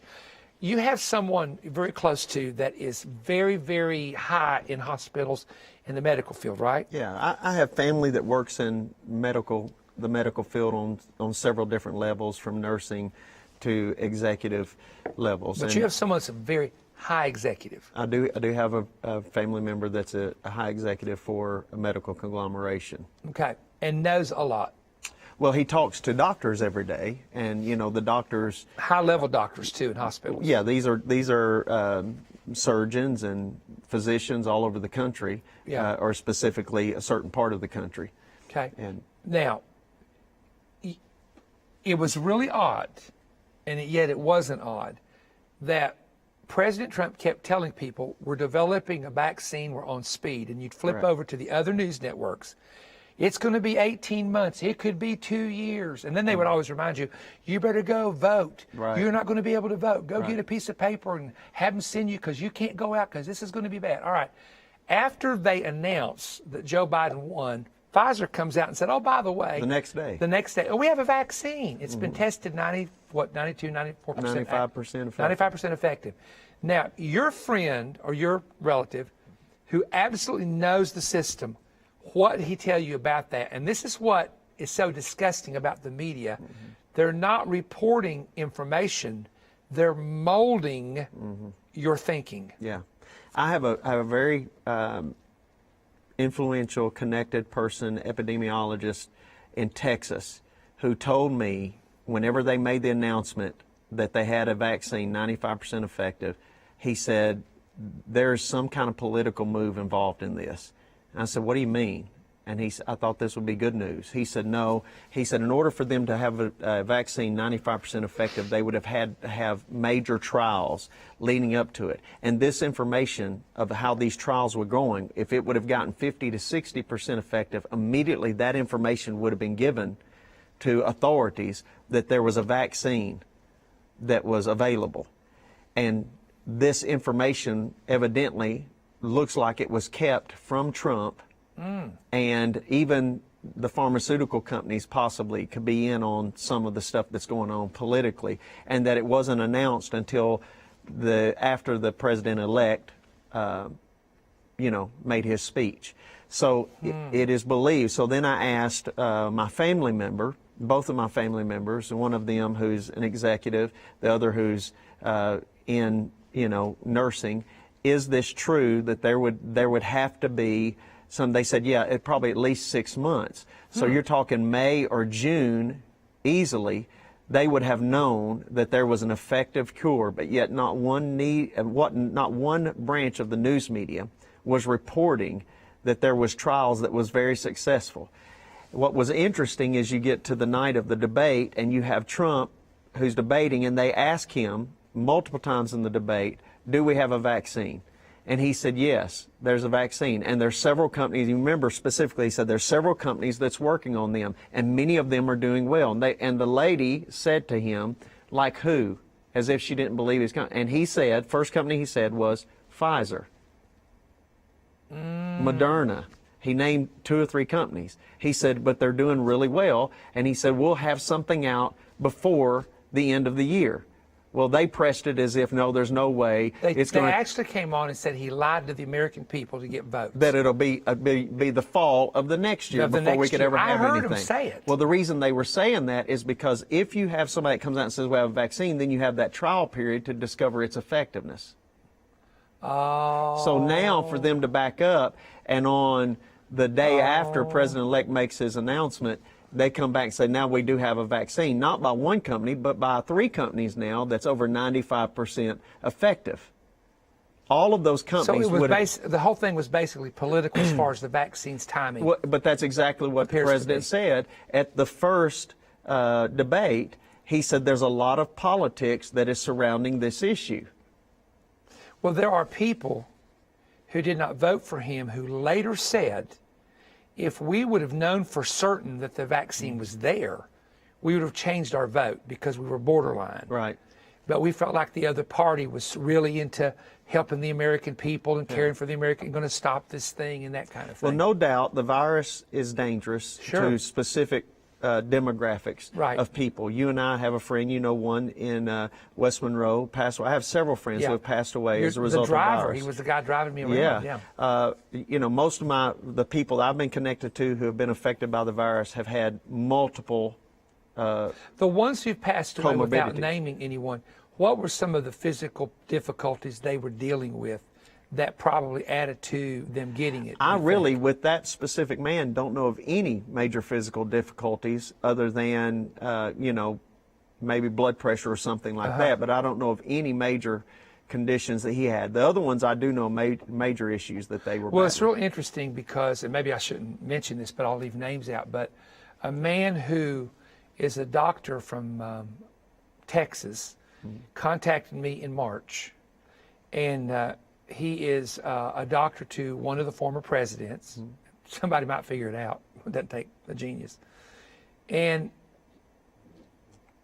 I talked to him directly, and he said, I'm going to send you, being a doctor, he said, I have a way of, you have to go to your pharmacy, talk to your pharmaceutical person. I'm going to send you this hydrochloroquine, but you cannot take it until you go to a doctor, if you have COVID, who has to give you a C-pack or something with it. So in other words, I'm just getting you this because it's going to be hard to find shortly, or it's going to be hard to get, but you'll have this at least. Then if you're ever tested, so in other words, he did exactly what he was supposed to do. I still have to go to a doctor. I still have to get a doctor here to sign the other. So, but we had that. Now, he said he had been using this very effectively in March. And we did a follow-up in April. And he said, yeah, I've been also very effective in April. He also mentioned something that I had never heard. And he said, we're ordering these very intense lights.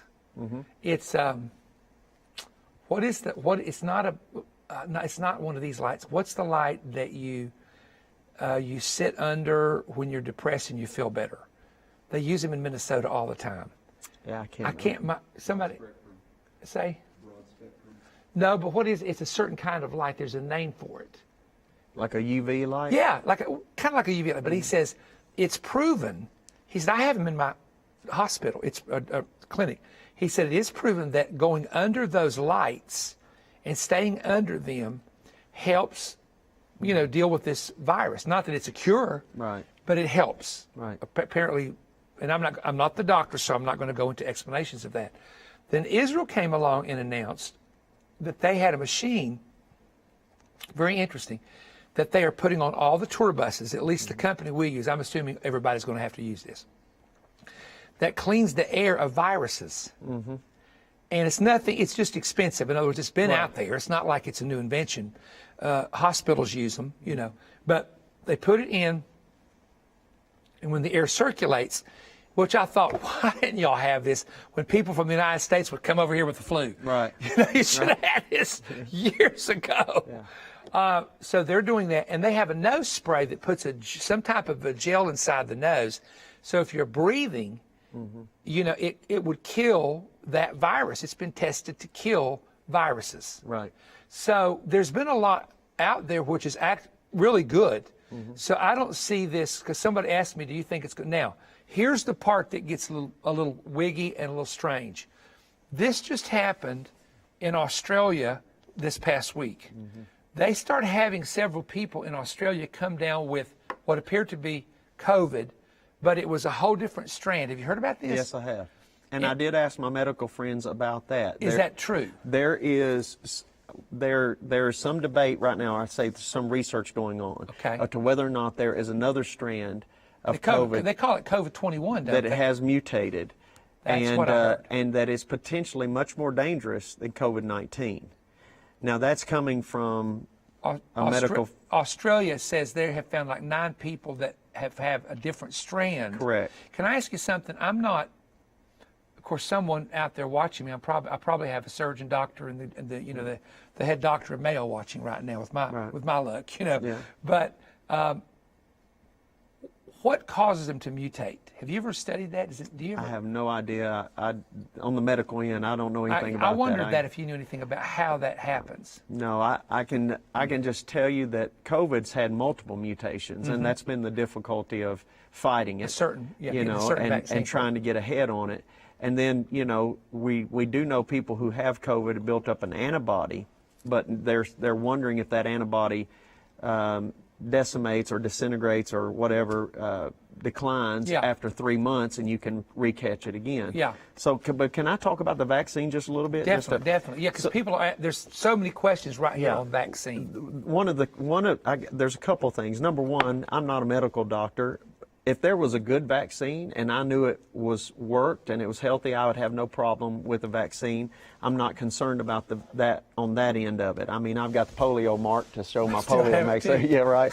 So 6 years old. Yeah. So I'm not against the vaccine. What I am against is we have almost zero information about it. I want to know what's going in my body. That's one issue. The other issue that is very concerning to me is I sent you copies of all these texts. You have the UK, who has released a statement that potentially they will not allow any jobs, no travel. Or buying or selling, actually. Technically, you can't go into a store to purchase or open your store. And they said unless you could have digital proof that you've taken the vaccine. My question is, what's that digital proof look like? All right?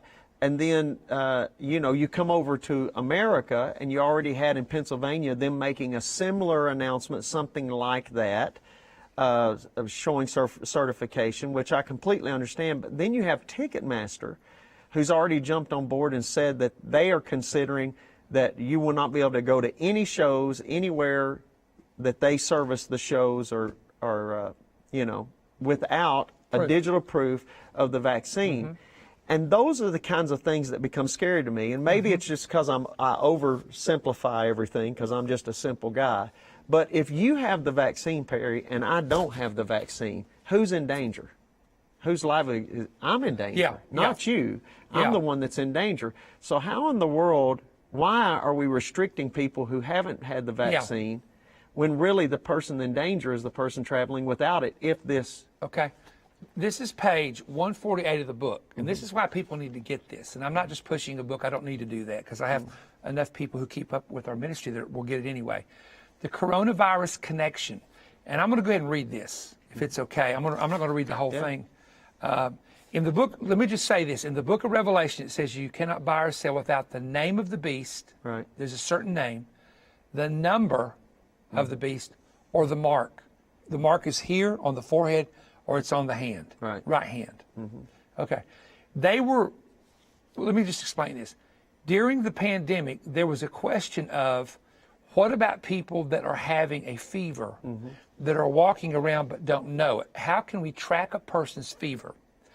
The Future Beast scheme, this is under the heading, the fever chip. The Future Beast scheme features a mark that is imprinted or implanted on the right hand or the forehead. I've always assumed that there are two options of either the head or the hand because some people have lost a hand or hands because of a birth defect, a war, or an accident. Thus, besides the hand, an additional location, I'm going to take my glasses off here and read, would be the forehead. However, as the recent virus spread internationally, medical discussions eventually focused on the noted billionaire, suggesting the need for the government to cooperate with tech companies and develop a small chip that could eventually be implanted in all people, enabling computers to track their temperatures or health issues consistently. This has been discussed for many years. This tracking would be accomplished through several methods. Using special equipment upon entering a store, the technology could read the person's temperature through the chip. The chip could sync with a phone app. Now, this is what they're actually talking about. That would automatically inform the person of any change in their temperature. The chip could also be read using the app when entering any business. Face recognition is already used on iPhones and in many stores when you enter. A large screen scans your face and welcomes you by name. This happens in China, where people live. This is, in my opinion, early beast technology. Now comes the most interesting aspect of this concept. Most parents are aware of an old method of checking the fever in children. They take the back of their hand and touch the child's forehead, and there have been discussions of the possibility of developing and eventually through federal global laws enforcing all individuals to have a tiny chip implanted at the top of their foreheads that can properly give the temperature at any time. Various tiny chips and small implants under the skin can be read even at this time using our present day technology. And one of the examples I give there is, I don't have one on now, is the device that you can put on your arm now and check your blood, your diabetes just with your phone. Now, it's a great invention. Sure. Oh my goodness. I mean, I'm glad they came up with it. But the bottom line is, if you didn't have the fever chip and you could not prove that you've checked your phone, okay, you scan yourself before going into the store, it syncs with the store's information, you can't, guess what? Buy or sell, which is Revelation 13. Now, what I want to make clear is I'm not telling people that this is going to happen, nor am I telling you this is the mark of the beast. Because immediately, I know it's going to happen on the blogs. Harry Stone, I was just watching him, and he said I didn't say that. Read my lips. All this is information of possible strategies that are being planned. However, because the world is on this reset, okay, and because the world is, everything is connected globally, and global travel is the way that this was spread. That's why President Trump cut off the planes coming in from China, because this is where the virus was originating. And because he knew if we get people on planes, everybody on the plane will catch it. Then they're going to go to their homes, and all their people in their homes are going to catch it. And by the way, President-elect Biden, and we say that, was against what he did and called him a phobic, and Nancy Pelosi goes to Chinatown without a mask on, says, everybody come down to New York, everybody come down. Right. I mean, and he's telling people the right thing, and they're telling him the wrong thing, early into this, so, but this is what I want people to understand based on just the part that I believe, and that is that we really have come to, and I think you've studied, you're not known as a prophecy preacher, but you're a prophecy expert in my book. I'm known as a prophecy preacher because I've done this so long. But you're a prophecy expert. You're not just a student of it. You know these things very, very well. And you do teach it at your church quite a bit. I know that. Now, but here's the point. Your knowledge that you have, which is very intense, the knowledge I have, we would be foolish to say to people, we're not in the time of the end. Right. We are absolutely in the time of the end. And one of the questions I've got here, will the Moderna vaccine alter our DNA, causing us to no longer be God's creation? Nothing can stop us from being God's creation. We're going to be God's creation no matter what. I actually did some research on that. Yeah. And asked some questions concerning that. I asked the question of a person Sunday night about that specifically. From what I'm understanding is it doesn't alter the DNA, because at first that's the way it was presented. It doesn't alter the DNA. It alters the structure somehow that the cell reacts a certain way when the COVID virus tries to attach itself. That's how you keep from getting it then, is by the cell reacting a certain way. Now the reason they're talking about this because of the RNA technology and stuff like that that's coming in the vaccine. But from what I understand, it doesn't regene. It doesn't regene. And this is coming from someone in his family who's high up with tens of thousands of doctors they know. Yeah, normally with vaccines, you take a little bit of the flu and you inject it, and it builds up an immunity to the flu. Which they do every year with the flu that we have. Right? This vaccine, at least the one that she's questioning, or this person's questioning about, doesn't take that approach. This vaccine takes more of an approach where it creates something where the cell itself reacts in a certain way if this disease tries to attach itself. And again, this is not coming from a secular medical person. This is a Christian who is not promoting anything. He's just giving him information on helping to better understand. And this is, again, where we have to be careful of what is over the internet. Sure. Look, if you listen to the internet, you'll think the Antichrist is coming to Cleveland tomorrow, right. with his entourage. Right. So we have to. But anyway, let me just go to a couple of questions, if that's okay. Do you believe the Lord is done using President Trump, or is he just changing the ways he uses him for his kingdom? Only God knows that. Yeah. I think at this point, the warfare that we're in is supernatural. This is not normal. This has never happened in the history of the United States. And it's never happened where one man has been that hated. And you have to remember, and I'm going to say it this way, and this is the best way for me to say it. There are certain politicians, and the people watching know who they would be, that's been in politics 40, 45 years. Right. When you are in something that long, it's just like in the ministry. I've been preaching 46 years, but it's never got old to me. My dad preached for 60 years and was still on fire. He wanted to testify. He wanted to pray with people. T.L. Lowry, up till he was in his 80s, was still, you know T.L., laying hands on everything, walking. He'd sit in a chair and pray with people. Yeah. So the desire to be used of God never left these men. Okay, in politics, there is a hardness that comes to people. They get hardened. You know, you go out and you shake hands with babies and kiss babies, and you walk in there and say, there's a bunch of idiots, which politicians have actually been quoted to being said by staff people who left them. And it's like, God, they treated people horrible behind the scenes, but they go out for the photo op.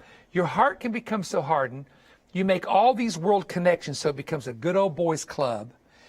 You do all the under-the-table deals. Well, if you'll help my company get that property, well, I'll tell you what we'll do. We'll pass a law to change. Right. We'll get that property for you. Now, what can you do for me? Well, bro, I'm going to give you $1 million for your re-election campaign. This is how it works. This is why the Torah, which is the 5 books of Moses, says you should never accept a gift because a gift perverts judgment. Right. It says a judge can't accept a gift, and a leader is not supposed to accept a gift. And this is why a king was not supposed to multiply gold and silver, because his gold and silver had to come from his people. So if he got greedy of gold and silver, he would raise the taxes like Saul did to bring in his coffers and all his gold and silver if he started lusting after money. Yeah. Of course, if they multiplied wives like David did, you saw what happened to him. If we did it the Bible way, we could kill special interest overnight, right? We could eliminate special interest and all the stuff that comes along with it. Because it tells you, these people are, hey. So the Scripture has given us guidelines that we're just not following. Our nation isn't following. Our leaders have totally got away from it for whatever reason. So to say that the Lord is finished with the president, can I say only the Lord himself knows what his plan is for him. And we don't know that, what that has to do. Do you think Jesus' message to the church of Philadelphia, Revelation 3:7-13, has anything to do with this election? If you go to, when this is over, Perry Stone YouTube channel, and look up the one I just did on Revelation 3:10, the hour of testing. It's called, Are We in the Hour of Testing? I did a little bit of about 10-minute study on the Church of Philadelphia. So that's from Larry. Larry, you might want to just make a note of that if you're watching right now, to do that a little bit later on. This is an interesting question right here. My granddaughter asked me why President Trump lost if he was such a supporter of Israel and did so much to help them. She doesn't understand at age 13. And I think that, again, we'll have to defer this to say this. Did he really lose? Right. And I want to say something. I said this on Dorothy Spalding Station in Augusta, Georgia the other day. There is a difference between the will of God and the decree of God. Mm-hmm. For example, God's will was for the children of Israel to leave Egypt and in 2 weeks be in the promised land. That's right. And said to them, don't worry about the walled cities. Here's what we're going to do. Don't worry about the giants. I'll put fear in their heart. I'll run them off. Don't even worry about the wild animals. I'm going to send hornets to drive the wild animals away. God took every problem they would encounter and said, trust me. Now watch. They get there and they send 12 spies in. 2 come back saying, this is a great land, we can take it, Joshua and Caleb. 10 didn't believe, and they took a vote, and guess what happened when they took the vote? Yep. Well, they voted the wrong way. That's right. They took the vote, and the people voted, we can't do it. And do you know what happened to the country? For 40 years, they went in circles. For 40 years, all they did was complain and go in circles, okay? Right. And so they even tried to overturn their vote. Because if you'll read the Bible, they said, oh, we'll go take the land, we'll go fight. And they went to, the Bible said they did it presumptuously, and they got whipped. Right. And Moses said, nope, you've already proven to God that you don't believe him, and he's done with you. So, he's done. That's a great point. And so the New Testament, when Judas hung himself after betraying the Lord, the book of Acts chapter 1 says, let his bishopric another take. What did the church do? They had a meeting, and they cast lots, which is just basically straws. And, you know, short man wins or tall man wins. And they elected a guy that never shows up again in the whole Bible. Now, you know who was supposed to be the next apostle? Paul. Yeah. Paul was supposed to be, they call him the 13th apostle. If they'd have just waited, He'd have been the 12th. he'd have been the 12th. He came to Jerusalem. He met with them. He talked to them. He was going to be the 12th. And what did they do? They took a vote. Right. Church took a vote and got the wrong pastor. Right. Now, the reason I'm saying that is, if God were in charge and we could have a theocracy, which we don't, and have true prophets and men of God that would say, thus says the Lord, this is the man for the next 4 years. And we'd all clap and say, hallelujah, God has spoken. Right. I bear witness. Yeah, well, it's not who I wanted, but I bear witness. And we do that. We can't do that. We don't do that. We don't operate that way. Now, while we may have prophetic voices who can say, this is the will of God, the thing we deal with is the will of God actually being done when the people vote? Right. If this election was stolen, and it can be proven by voting machines and the transferring with computer systems, and I'm not here to go one way or the other, and people get mad at me. Well, you're saying alleged, you don't believe, you're hindering. No, chill out, take a chill pill, get your Bible out, take a chill pill, pray in the Holy Spirit a while, chill out. Because I have to say alleged until it's totally proven. Now, do I believe it happened? Personally, yes, but it's alleged. Well, your electors haven't even voted yet. No, and some of these things haven't even been settled yet. And can I make a statement on that? I want you to go ahead. Two things. Number one, I think the real issue here is the total mistrust of the system at hand. On the Democratic side, whether it's Antifa and all of these fringe groups over there pushing their agenda, or whether it's the ultra-conservative side, both of us have one thing in common. Both of us realize the system is extremely corrupt in various ways. So if we could figure out how to come together on that, now that corruption is being exposed, we might actually have something that could unify the nation. But there's a distrust with the system. The saving grace of this, outside of God, is God gave our founding fathers some incredible wisdom, insight, and insight on setting up what to do if. And they put checks and balances within the republic throughout the whole system to keep everything in order. So this wouldn't happen. So this wouldn't happen. Well, So now, even worst case scenario for the conservative, you have liberals go in there, you have a Republican Senate, and now you have a very conservative Supreme Court.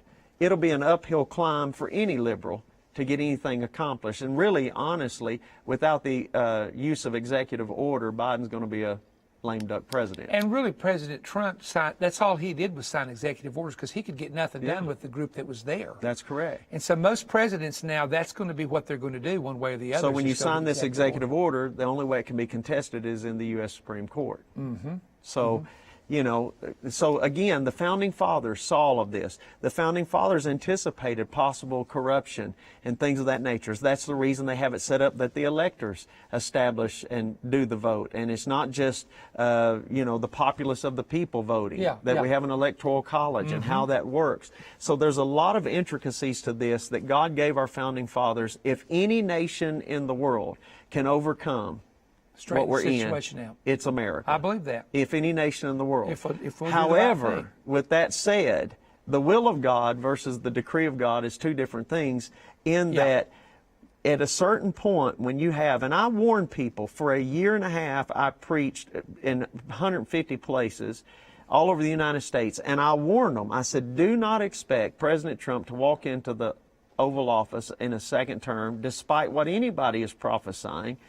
Because number one, you've got the whole system that's working against it. And number two, and probably the most significant factor that we've undervalued, is that for the first time in electoral history of America, you have the millennials and the younger generation that is outnumbering in voting capacity the older generation. They're all the older people are dying off that were the patriots. And our liberal education system has dumbed down the minds of millennials and others to where they don't know the history. So it shouldn't shock us. And then, boy, can I oh, I don't even know if I need to touch this elephant in the room. Again, I'm not for people burning things and rioting in the streets. That's not how I believe that we should do it. However, should we be shocked that our young people are so rebellious and so not with how they've been taught, anti-authority? Not with how they've been taught. We have in churches, and this is getting ready to make somebody really mad, but we have in churches allowed that anti-Christ, rebellious, stubborn spirit to dictate from the pews of our church what men of God could and could not do, and where men of God could and could not go. Yes, and now yes. the offspring of those people are the ones that's out there in the streets of our city. Yeah. Decrying everything that authority is saying. We sowed the seed Sure. of that rebellion in our churches. Well, one of my dear friends, and you would know him, went to preach on the West Coast. It was a big conference, place was packed. And when he got there, the pastor said, I need to have a meeting with you before you go out. And he said, there's just a couple rules we go by here. Number one, don't say anything about the blood of Jesus, because blood offends people. Don't talk about sin or preach about sin or sinning, because that's that makes people feel bad. And he just basically took away the message of the cross, the blood, and sin. Right. And my friend said, well, I'm out of here. He said, well, you can't leave. He said, this place is packed. They come to here. He said, yeah, I'm leaving. You just took away all my messages. Right. And he said, what am I going to tell him? He said, you get up and tell him exactly what you told me, that you wouldn't let me preach the word. Here's an interesting and so study. Then when you're not hearing truth, how are you going to? Don't be surprised when they come out and they're atheist and they believe that we came from a monkey, and they believe that marriage is not traditional. Correct. It's just Here's something that's an amazing study. I believe that there's going to come a man of sin, the Antichrist. Yes. You and I believe Thessalonians that. 2, I believe that. But you realize, and I know you know this, but you realize that that scripture was written to the church in Thessalonica, and it meant something to them then, as well as has a prophetic significance now. If you take 1 Thessalonians, 2 Thessalonians together, and you put it together in context, 2 Thessalonians, the man of sin is a personification. And the personification, it's a personification of evil and antichrist spirit coming from within the church. And so we're worried about somebody. Well, I was sitting in a coffee shop, and some young men said, "Pastor, do you think the Antichrist is on the earth? Do you think he knows who he is?" They were asking these similar questions we've seen, and I said, "I really don't care." I said, "Guys, I'm not worried about the Antichrist that's coming. I'm worried about the Antichrist in me. That's in the people. That's in me." Yeah. And the Bible says, "Whatever is of flesh is Antichrist. It wrestles against God. It's an enemy of God." And in the church world, what we've done is we're so focused on who the Antichrist is, we've allowed the Antichrist in us to get up. So we sit around the table, talk about the preachers, fight with spiritual authority, rebellion. They try to bring correction to our life. We jump out of this church, run down to the church next door, and take that same sin and rebellious spirit down there and destroy that church. We make it honorable to be dishonorable. But what we've done, Perry, is we've sown to the wind, and we're reaping a whirlwind. Yes, so don't be so mad at these kids in the streets. We taught them how to do that. Now the answer to that is we got to get back on our face before God and get a move of God in our churches again. The only hope for America is the power of God being demonstrated in the local churches. No question. The problem is 45% of the people aren't going back to the local church. We've got used to staying at home and watching everything on the internet. Mentioned that a minute ago because you said that's a survey that just came out that 45%, is that right? Correct. Of the people who have attended church in the past are not going back. Say they're not going back. So, which means that if a church ran 500, they're going to go down to 250. If they ran 1,000, they'll be at 500. That's where we're at right now. Do you think that is connected to the falling away of 2 Thessalonians 2? Absolutely think so. I think it's, if nothing else, it's a precursor to what it's going to look like. The problem with that scenario is that every other major group in the earth is forming and organizing. I was sitting with a guy, and I invited him to church. He said, "Well, I just don't like I'm not into organized religion." I said, "Well, that's the dumbest thing I've ever heard." He said, "What do you mean?" I said, "Well, you have the leftists organizing, you have the gay rights agenda organizing, you have the abortionists organizing, and you don't want the church to be organized." Right? So that's what you're saying. He goes, "No, that's not what I'm saying." I said, "No, what the issue is you don't want to be submitted to any kind of authority." Yeah. That's the issue. You want to be your own boss. You want to be your own boss. Do what's Yeah. right in your own eyes. Yeah. Eventually that catch up with us. And that's what's going on in America. Yeah, yeah. That's the reason we've got to get back to preaching the gospel. Well, that's good That's work. also the reason we can't let this Jezebel spirit that's running wild in America right now to silence the voices of the prophets. Right. We can't Right. do that. Because there were some things God said this is going to happen and he changed his mind on. Yeah. In the scripture. We don't like to talk about that. Yeah. And there's some things that there were men Well, he and was women going to of wipe God. out Israel, and it said Moses interceded, and God repented. Yeah, so does that make Changed God a his false mind. prophet? You know? I mean, that's just the things, good. Things Yeah. I think about. We've got to take the prophetic word that God has given us and war with it. the We word. know what the Word of God teaches. We need to be warring with the Word of God. We're fighting from a position of victory. We're not fighting from a position of defeat. Everybody Yeah. in the Christian world acts like we've lost everything. Well, let me say this. Paul said to Timothy, with the prophecies that went before you, war a good warfare. Mm-hmm. So there have been prophetic words there's a lot of men I trust. I mean, Mm-hmm. I know, I'm not going to name names, but they have, they're on YouTube, they've given words, and I know these men are good, godly men. Sure. But it doesn't mean that just because they're saying it, we can just sit back and go drink coffee and go watch a ball game. Right. Because just like Daniel, he had the word of what the timing was. 70 years is up, but he went to prayer. It took him 21 days of fasting and prayer to get a breakthrough to an answer of a vision he was seeing. Right. And it connected with the end time. This is a good prophetic end thing. time. This warfare is a good thing. Because right now, if you can get a car and you can get an appointment at a church or you can get on YouTube, you're a prophet. Yeah. Yeah. This is true. a good thing because every prophecy needs to be judged.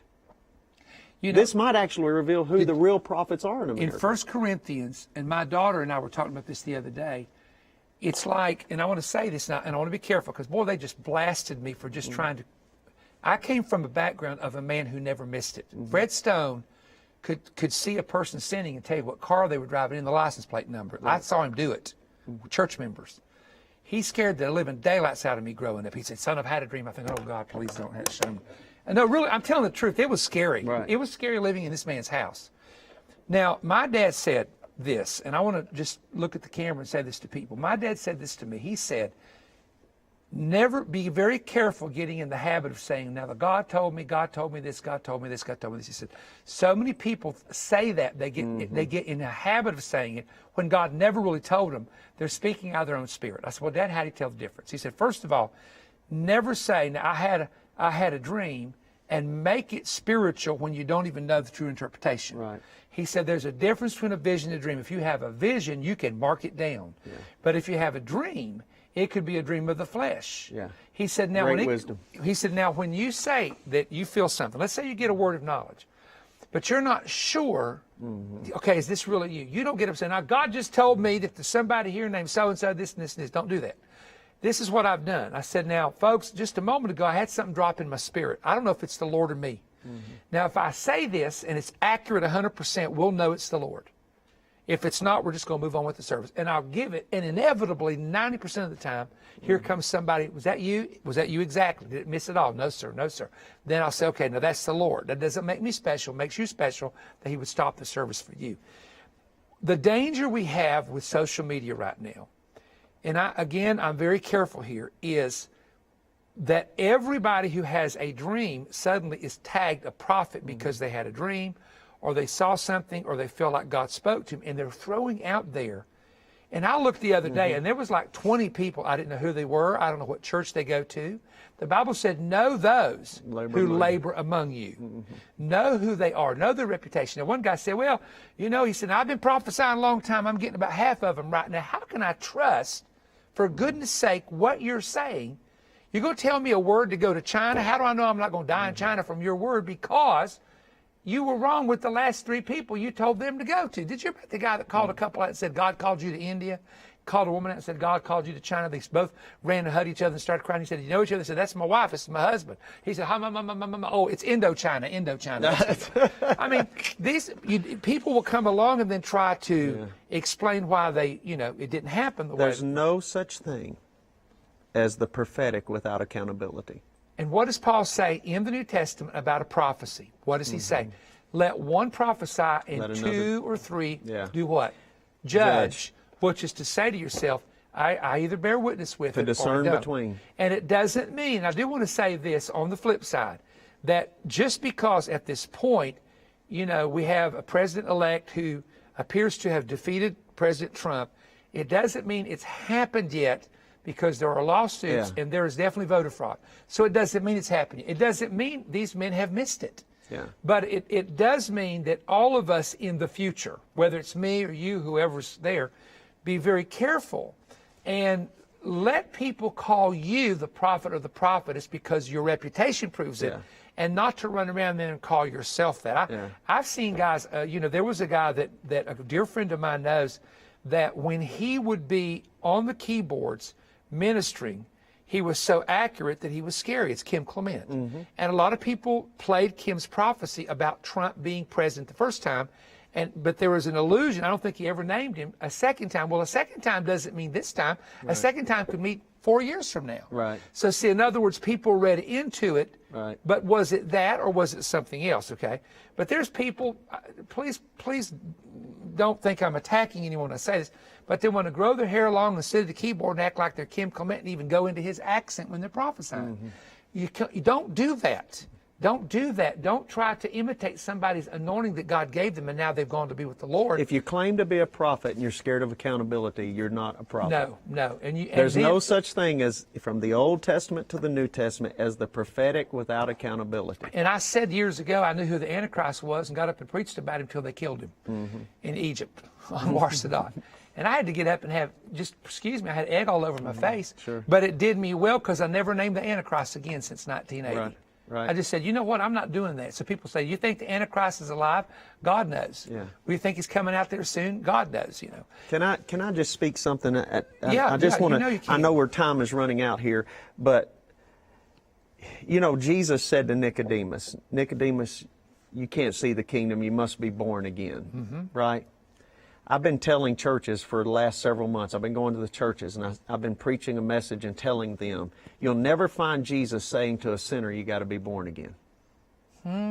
He only says it to a religious man. Paul, the second time that phrase is used at all, Paul used it. He said, I travail again in Galatia. He said, I travail again in birth for you till Christ be formed in you.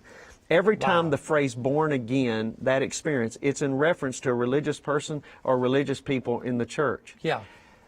I'm here to contend. I drove all the way to Cleveland, Tennessee to contend for one thing. The church needs a born again experience. Wow.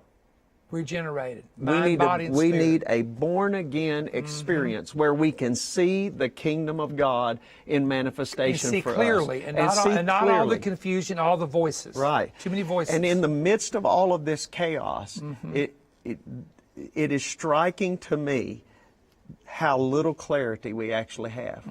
If the Queen of Sheba came to Solomon and to ask him, the Bible says, hard questions. She came to ask hard questions. Right now, the world can't find an answer to a hard question in the church. Powerful, isn't it? To me, that's listen to troubling. that. It is. We need a born-again experience. We need God to wake us up. That only comes with being in the presence of God. Let me do something real quick, because I know I'm going to get some complaints because you didn't answer no questions. Do you think the four main branches of Christianity, Pentecostal, Catholic, Orthodox, and Protestant, will come back into unity before Christ returns? Well, Jesus prayed that they'll be one as we are one, and they weren't even denominations when he prayed that. He was talking about his disciples. But I will tell you, those four branches are working together now, and there is a remnant of true people in those groups.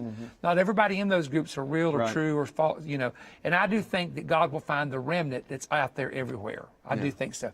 Let's go to another. That was a question from Philip. Let's see. What do you think about the fight that is about to break out over in Israel? What fight? They're always fighting.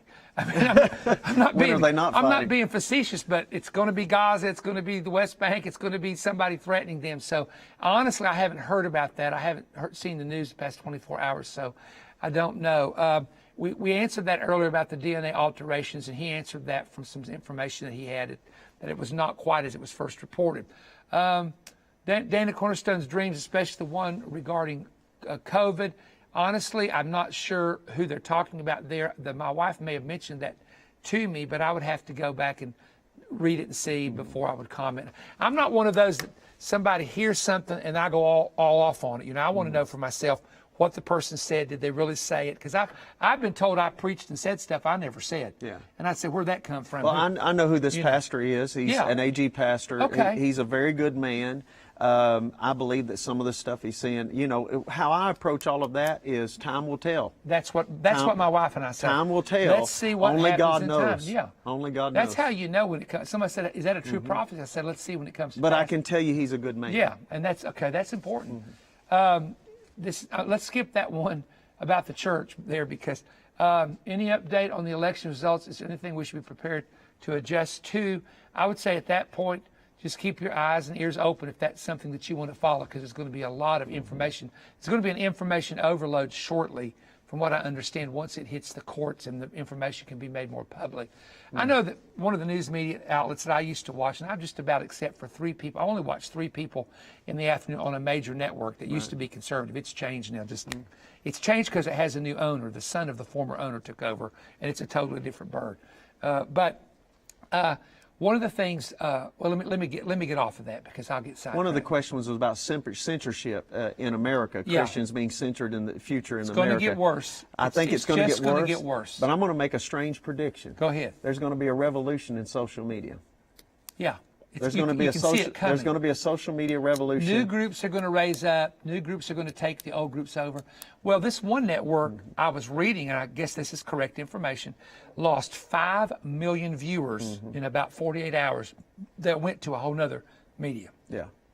And I'll tell you the media, it's Newsmax. Yeah. And Newsmax is about to be the conservative voice for the United States. And you're going to see one day they're going to have huge sets and everything, because you can't have 5 million people start following you. Somebody will create a multimedia platform that will allow the variances of voices that are out there. I can tell you who it is, but I can't tell you. I know. I know who it is too. Because I just found out from an insider who it is, if things don't work out a certain way. And he may, never mind. Well, I don't want to say that. It's going to be good. I'll get a stir going and a half if I told you something that could happen. It'd freak everybody out. They'd go crazy. It'd be all over social media, so I'm not saying that. I can tell you that one of the media conglomerates we just talked about is helping with that. So, again, there's going to be a social media revolution. Yeah, there will be. There will be. And you can revolt in peace. That's right. You can revolt in peace. The truckers said recently, they said, we're going to these cities. Because I have a friend of mine who used to be the vice president of Covenant Transport. And it's not Covenant Transport, but there are truck companies that say, we're going into these cities with our people, and the trucks are getting robbed. They're pulling the trucker out. And they said, if they keep doing it, we won't take fuel or food into these places. Some of these places where they're violently, they can just figure out how to do it themselves. I'm not saying we should do that. That's correct. Because people suffer that don't need to be suffering. We don't need to make people suffer. But I'm saying you can protest without being violent. I can't pray without crying. I remember growing up with the family on our knees every night, but I don't remember why do I cry. The burden you carry. When you're crying, you're carrying a burden in your spirit that you might not always be able to figure out what it's about, but just mainly keep in prayer. Where is the church prophetically today? Please explain Daniel's 70 weeks. You know what? I'm not trying to push a book, but I got a whole chapter on it right here in the book. It would take me, I got 3 minutes left. It'd take me 6 minutes to explain Daniel's 70th week. Now, let me just mention, first of all, that I'm so glad you came. This has been exactly what I've wanted this to be. And I want people to, I believe we're going to go ahead and keep this up on our Perry Stone YouTube channel. And I want the guys that are keeping it up to maybe divide it up into part 1 and part 2 later. I don't know that we can do that or not, but we need to divide it up because it's way too long for people to watch at one time, or divide it up in a couple parts. But nonetheless, I do want you, this is 20 chapters, the Adam cipher and the missing 70 years. Why did Adam die at 9:30? He never completed the day. The day of the Lord is 1,000 years. Woo! The cipher of the 70 weeks. The money cipher. This is the clue an empire is under decline, is how the money changes, and the coinage, the value of it. This is really a cool I love collecting old coins. Okay, so I did a whole thing on that. 20 chapters of new prophetic insight. Now, this does have some of the deep things on COVID that you've not heard about that ties into prophecy. Now, preparing and surviving during hard times is 2 hours of teaching on a CD. It goes into very, very great detail. I will give you Bible. I will give you scriptures on preparing and preparation and how to do it. and the best way to do it and what to look for. Should there be a lot of social unrest and things of that nature. And then also don't forget our Israel tour in April. It's actually beginning to fill up, and I don't know how many more hotel rooms I'm going to be able to get. So I want you to plan on going with me to Israel. We're going to be taping our TV programs there. We didn't get to, I'm supposed to be there right now. You talk about a really weird feeling. I'm like having withdrawals. Right. You know, people on drugs say, man, I had a withdrawal. And I'm like having these horrible withdrawals, And this is the Holy Land. I got that wrong. This is the Perry Stone Hebraic Prophetic New Testament. There it is. And this is the commentary. This is this Bible, the regular version. The leather's the Partners Edition. And we also have, by the way, the Old and New Testament right here. That took me 7 years to do the commentary for the Old and New Testament. 7 years. Oh, I haven't gotten this one. I'm gonna have to steal. You haven't got the Old Testament? I haven't got the Old and New Testament yet. Real? Are you serious? No, brother. Well, grab that one for coming. I'm gonna give you something for coming.